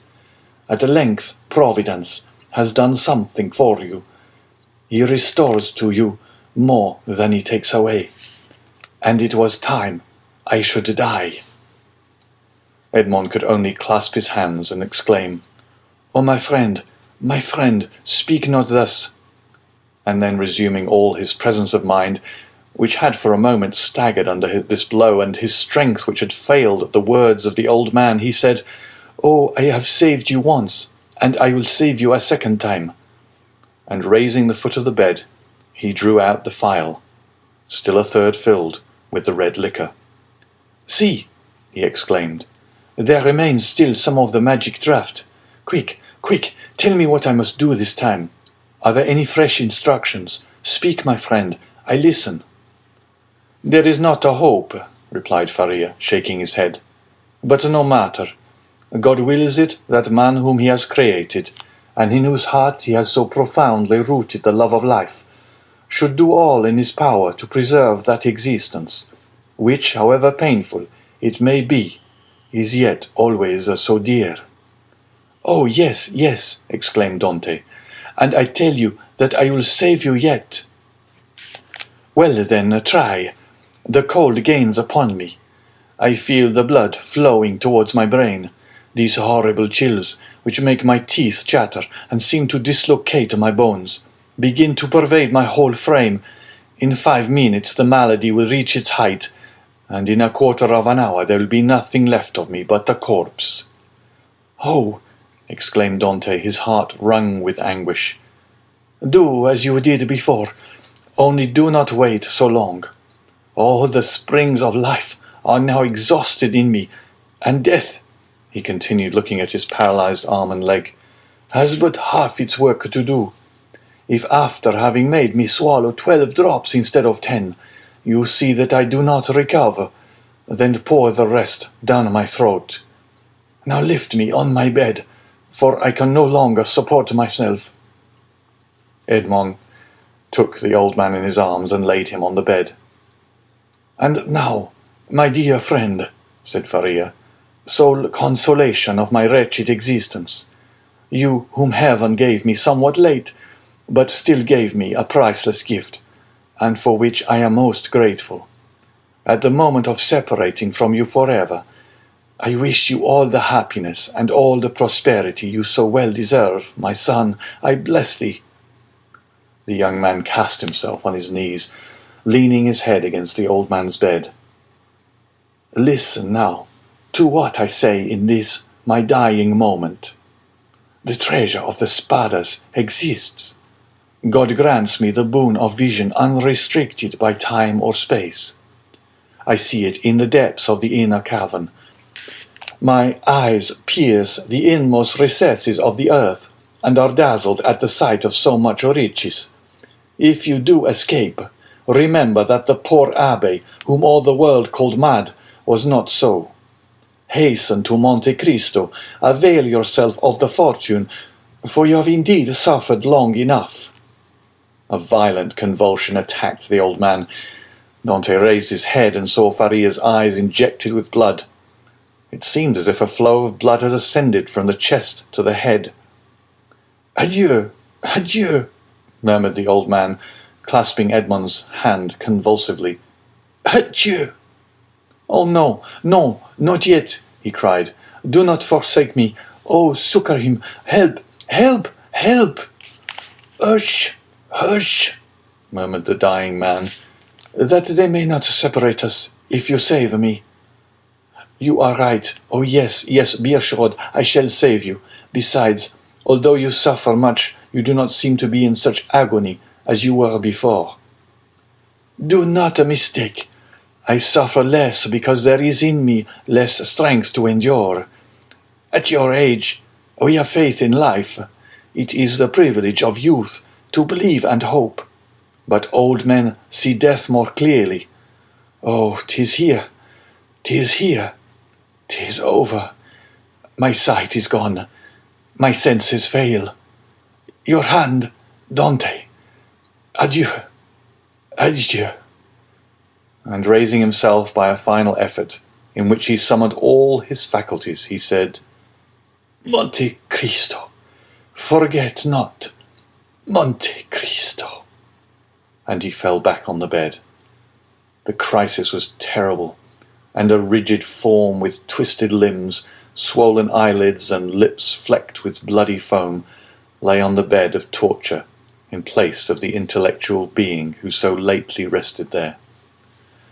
Dante took the lamp, placed it on a projecting stone above the bed, whence its tremulous light fell with strange and fantastic ray on the distorted countenance and motionless, stiffened body.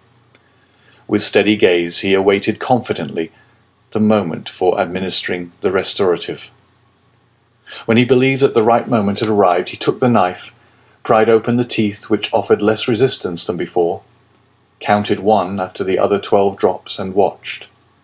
The phial contained perhaps twice as much more. He waited 10 minutes, a quarter of an hour, half an hour. No change took place. Trembling, his hair erect, his brow bathed with perspiration, he counted the seconds by the beating of his heart. Then he thought it was time to make the last trial, and he put the phial to the purple lips of Faria, and without having occasion to force open his jaws, which had remained extended, he poured the whole of the liquid down his throat. The draught produced a galvanic effect. A violent trembling pervaded the old man's limbs. His eyes opened until it was fearful to gaze upon them. He heaved a sigh which resembled a shriek, and then his convulsed body returned gradually to its former immobility, the eyes remaining open. Half an hour, an hour and a half elapsed, and during this period of anguish, Edmond leaned over his friend, his hand applied to his heart, and felt the body gradually grow cold, and the heart's pulsation become more and more deep and dull, until at length it stopped. The last movement of the heart ceased. The face became livid. The eyes remained open, but the eyeballs were glazed. It was 6 o'clock in the morning. The dawn was just breaking, and its feeble ray came into the dungeon, and paled the ineffectual light of the lamp. Strange shadows passed over the countenance of the dead man, and at times gave it the appearance of life. While the struggle between day and night lasted, Dante still doubted. But as soon as the daylight gained the preeminence, he saw that he was alone with a corpse. Then an invincible and extreme terror seized upon him, and he dared not again press the hand that hung out of bed. He dared no longer to gaze on those fixed and vacant eyes, which he tried many times to close, but in vain. They opened again as soon as shut. He extinguished the lamp carefully, concealed it, and then went away, closing as well as he could the entrance to the secret passage by the large stone as he descended. It was time, for the jailer was coming. On this occasion he began his rounds at Dante's cell, and on leaving him he went on to Faria's dungeon, taking thither breakfast and some linen. Nothing betokened that the man knew anything of what had occurred. He went on his way. Dante was then seized with an indescribable desire to know what was going on in the dungeon of his unfortunate friend. He therefore returned by the subterraneous gallery, and arrived in time to hear the exclamations of the turnkey, who called out for help. Other turnkeys came, and then was heard the regular tramp of soldiers. Last of all came the governor. Edmond heard the creaking of the bed as they moved the corpse, heard the voice of the governor, who asked them to throw water on the dead man's face, and seeing that in spite of this application the prisoner did not recover, they sent for the doctor. The governor then went out, and words of pity fell on Dante's listening ears, mingled with brutal laughter. "Well, well," said one, "the madman has gone to look after his treasure. Good journey to him. With all his millions, he will not have enough to pay for his shroud," said another. "Oh," added a third voice, "the shrouds of the Chateau d'If are not dear." "Perhaps," said one of the previous speakers. "As he was a churchman, they may go to some expense in his behalf. They may give him the honours of the sack." Edmond did not lose a word, but comprehended very little of what was said. The voices soon ceased, and it seemed to him as if every one had left the cell. Still, he dared not enter, as they might have left some turnkey to watch the dead. He remained therefore mute and motionless, hardly venturing to breathe. At the end of an hour he heard a faint noise which increased. It was the governor who returned, followed by the doctor and other attendants.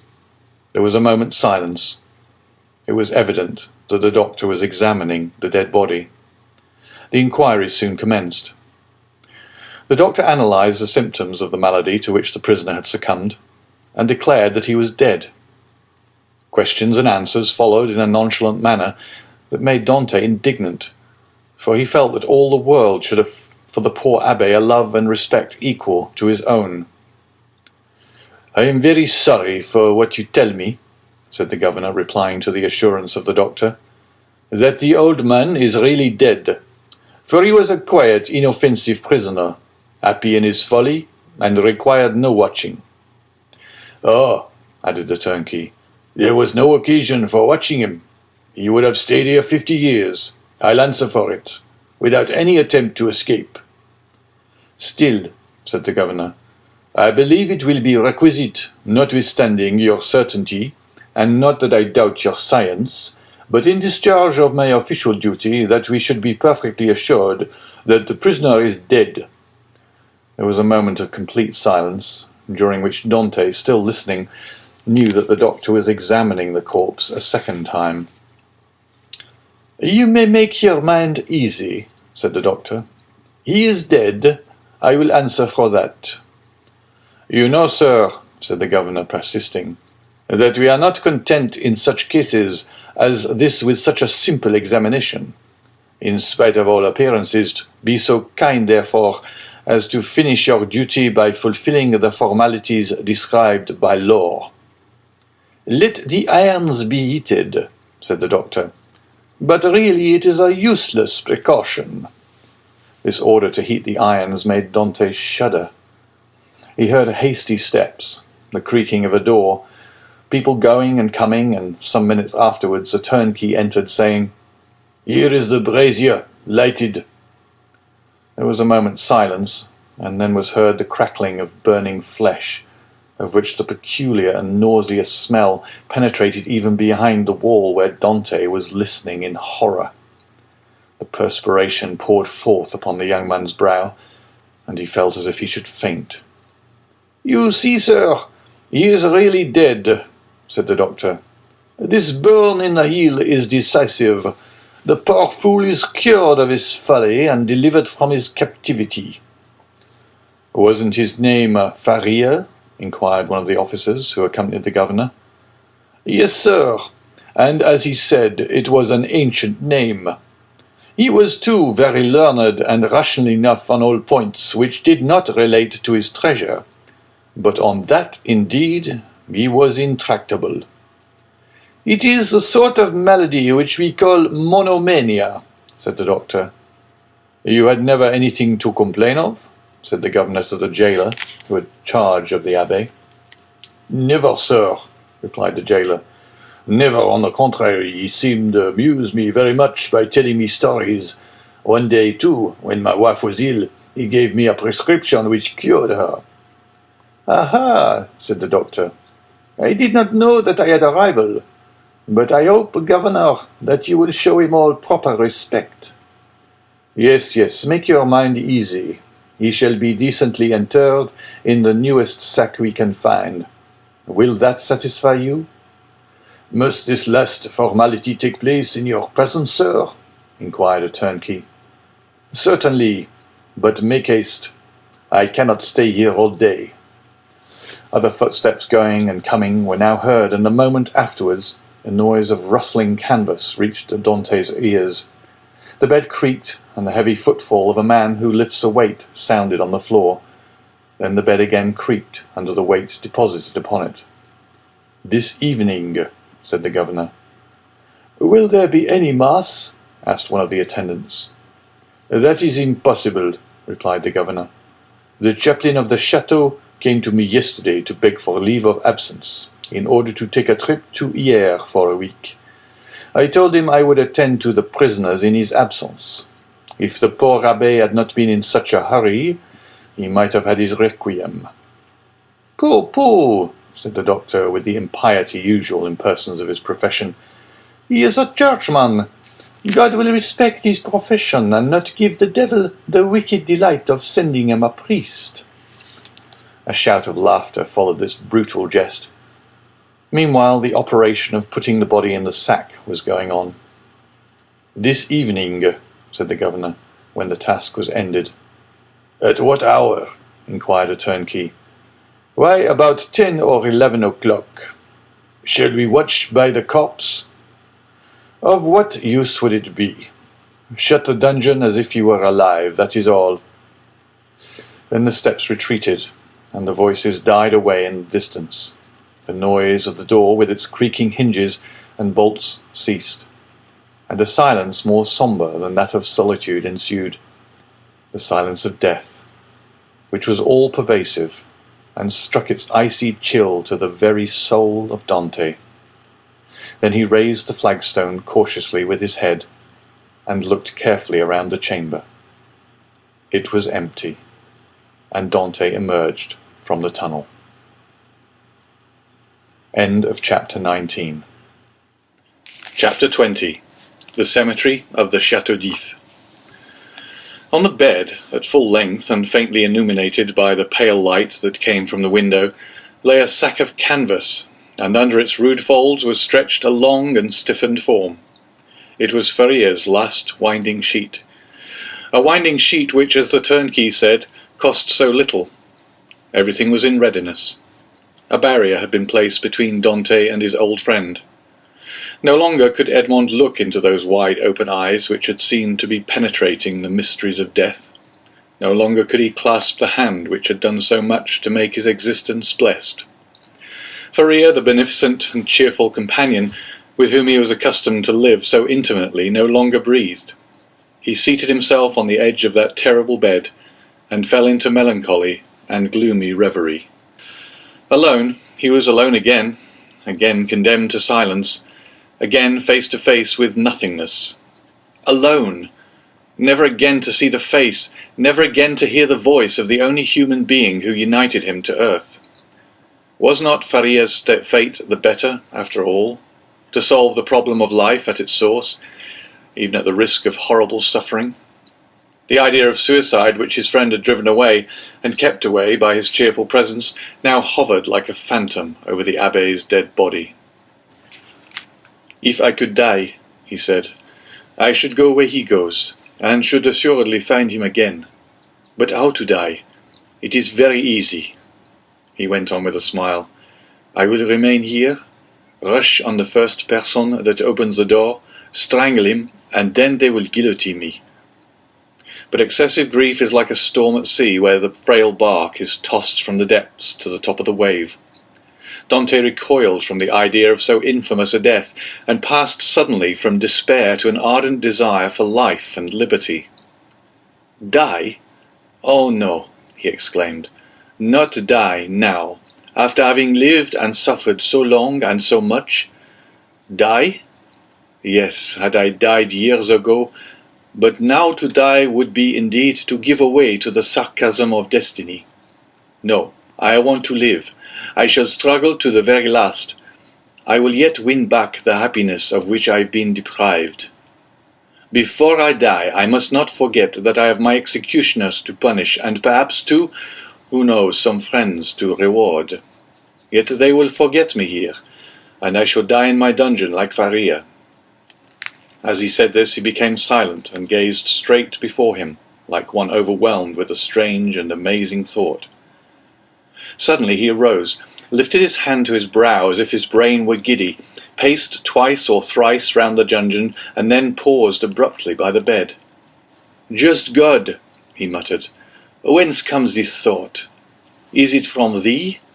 Since none but the dead pass freely from this dungeon, let me take the place of the dead."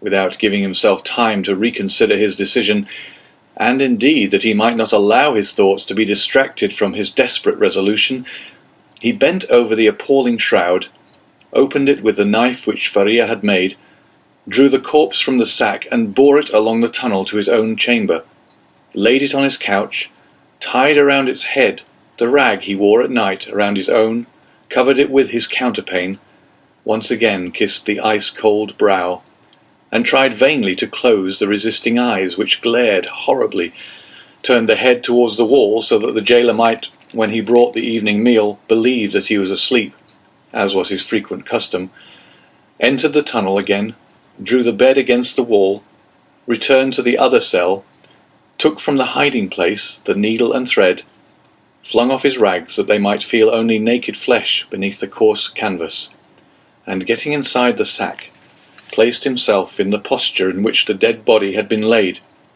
and sewed up the mouth of the sack from the inside. He would have been discovered by the beating of his heart if by any mischance the jailers had entered at that moment. Dante might have waited until the evening visit was over, but he was afraid that the governor would change his mind and order the dead body to be removed earlier. In that case, his last hope would have been destroyed. Now his plans were fully made, and this is what he intended to do. If while he was being carried out the gravediggers should discover that they were bearing alive instead of a dead body, Dante did not intend to give them time to recognize him, but with a sudden cut of the knife he meant to open the sack from top to bottom, and profiting by their alarm, escape. If they tried to catch him, he would use his knife to better purpose.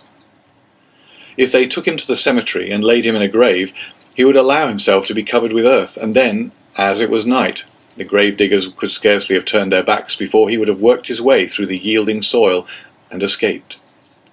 He hoped that the weight of earth would not be so great that he could not overcome it.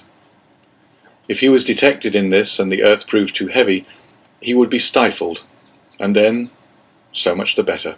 All would be over. Dante had not eaten since the preceding evening, but he had not thought of hunger, nor did he think of it now. His situation was too precarious to allow him even time to reflect on any thought but one. The first risk that Dante ran was that the jailer, when he brought him his supper at 7 o'clock, might perceive the change that had been made, fortunately 20 times at least, from misanthropy or fatigue. Dante had received his jailer in bed, and then the man placed his bread and soup on the table and went away without saying a word. This time the jailer might not be as silent as usual, but speak to Dante, and seeing that he received no reply, go to the bed, and thus discover all.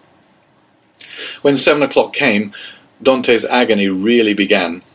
His hand placed upon his heart was unable to redress its throbbings, while with the other he wiped the perspiration from his temples. From time to time, chills ran through his whole body and clutched his heart in a grasp of ice. Then he thought he was going to die. Yet the hours passed on without any unusual disturbance, and Dante knew that he had escaped the first peril. It was a good augury. At length, about the hour the governor had appointed, footsteps were heard on the stairs. Edmond felt that the moment had arrived, summoned up all his courage, held his breath, and would have been happy if at the same time he could have repressed the throbbing of his veins.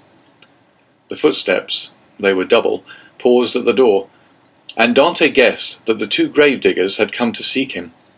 This idea was soon converted into certainty when he heard the noise they made in putting down the hand-bier. The door opened and a dim light reached Dante's eyes through the coarse sack that covered him. He saw two shadows approach his bed, a third remaining at the door with a torch in its hand. The two men approaching the ends of the bed took the sack by its extremities. "He's heavy enough, though, for an old thin man," said one as he raised the head. "They say every year adds half a pound to the weight of the bones," said another, lifting the feet. "Have you tied the knot?" inquired the first speaker. "What would be the use of carrying so much more weight?" was the reply. "I can do that when we get there." "Yes, you're right," replied the companion.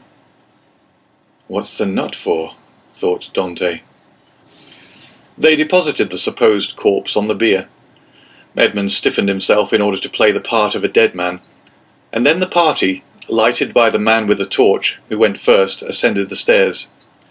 Suddenly he felt the fresh and sharp night air, and Dante knew that the mistral was blowing. It was a sensation in which pleasure and pain were strangely mingled. The bearers went on for 20 paces, then stopped, putting the bier down on the ground.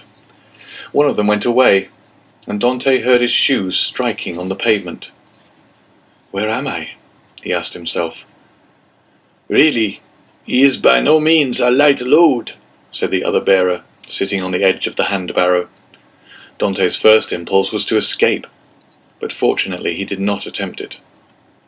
"Give us a light," said the other bearer, "or I shall never find what I am looking for." The man with the torch complied, although not asked in the most polite terms. "What can he be looking for?" thought Edmond. "The spade, perhaps." An exclamation of satisfaction indicated that the gravedigger had found the object of his search. "Here it is at last," he said. "Not without some trouble, though." "Yes," was the answer, "but it has lost nothing by waiting." As he said this, the man came towards Edmund, who heard a heavy, metallic substance laid down beside him, and at the same moment a cord was fastened around his feet with sudden and painful violence. "Well, have you tied the knot?" inquired the gravedigger, who was looking on. "Yes, and pretty tight too, I can tell you," was the answer. "Move on, then." And the bier was lifted once more, and they proceeded. They advanced 50 paces farther, and then stopped to open a door, then went forward again. The noise of the waves dashing against the rocks on which the chateau is built reached Dante's ear distinctly as they went forward. "Bad weather," observed one of the bearers. "Not a pleasant night for a dip in the sea." "Why, yes. The abbé runs a chance of being wet," said the other, and then there was a burst of brutal laughter. Dante did not comprehend the jest, but his hair stood erect on his head. "Well, here we are at last," said one of them. "A little farther, said the other. "You know very well that the last was stopped on his way, dashed on the rocks, and the governor told us next day that we were careless fellows." They ascended 5 or 6 more steps, and then Dante felt that they took him one by the head and the other by the heels and swung him to and fro. "1," said the gravediggers. "2, 3, and at the same instant Dante felt himself flung into the air like a wounded bird, falling with a rapidity that made his blood curdle. Although drawn downwards by the heavy weight which hastened his rapid descent, it seemed to him as if the fall lasted for a century. At last, with a horrible splash, he darted like an arrow into the ice-cold water, and as he did so he uttered a shrill cry, stifled in a moment by his immersion beneath the waves. Dante had been flung into the sea, and was dragged into its depths by a 36-pound shot tied to his feet. The sea is the cemetery of the Château d'If. End of chapter 20.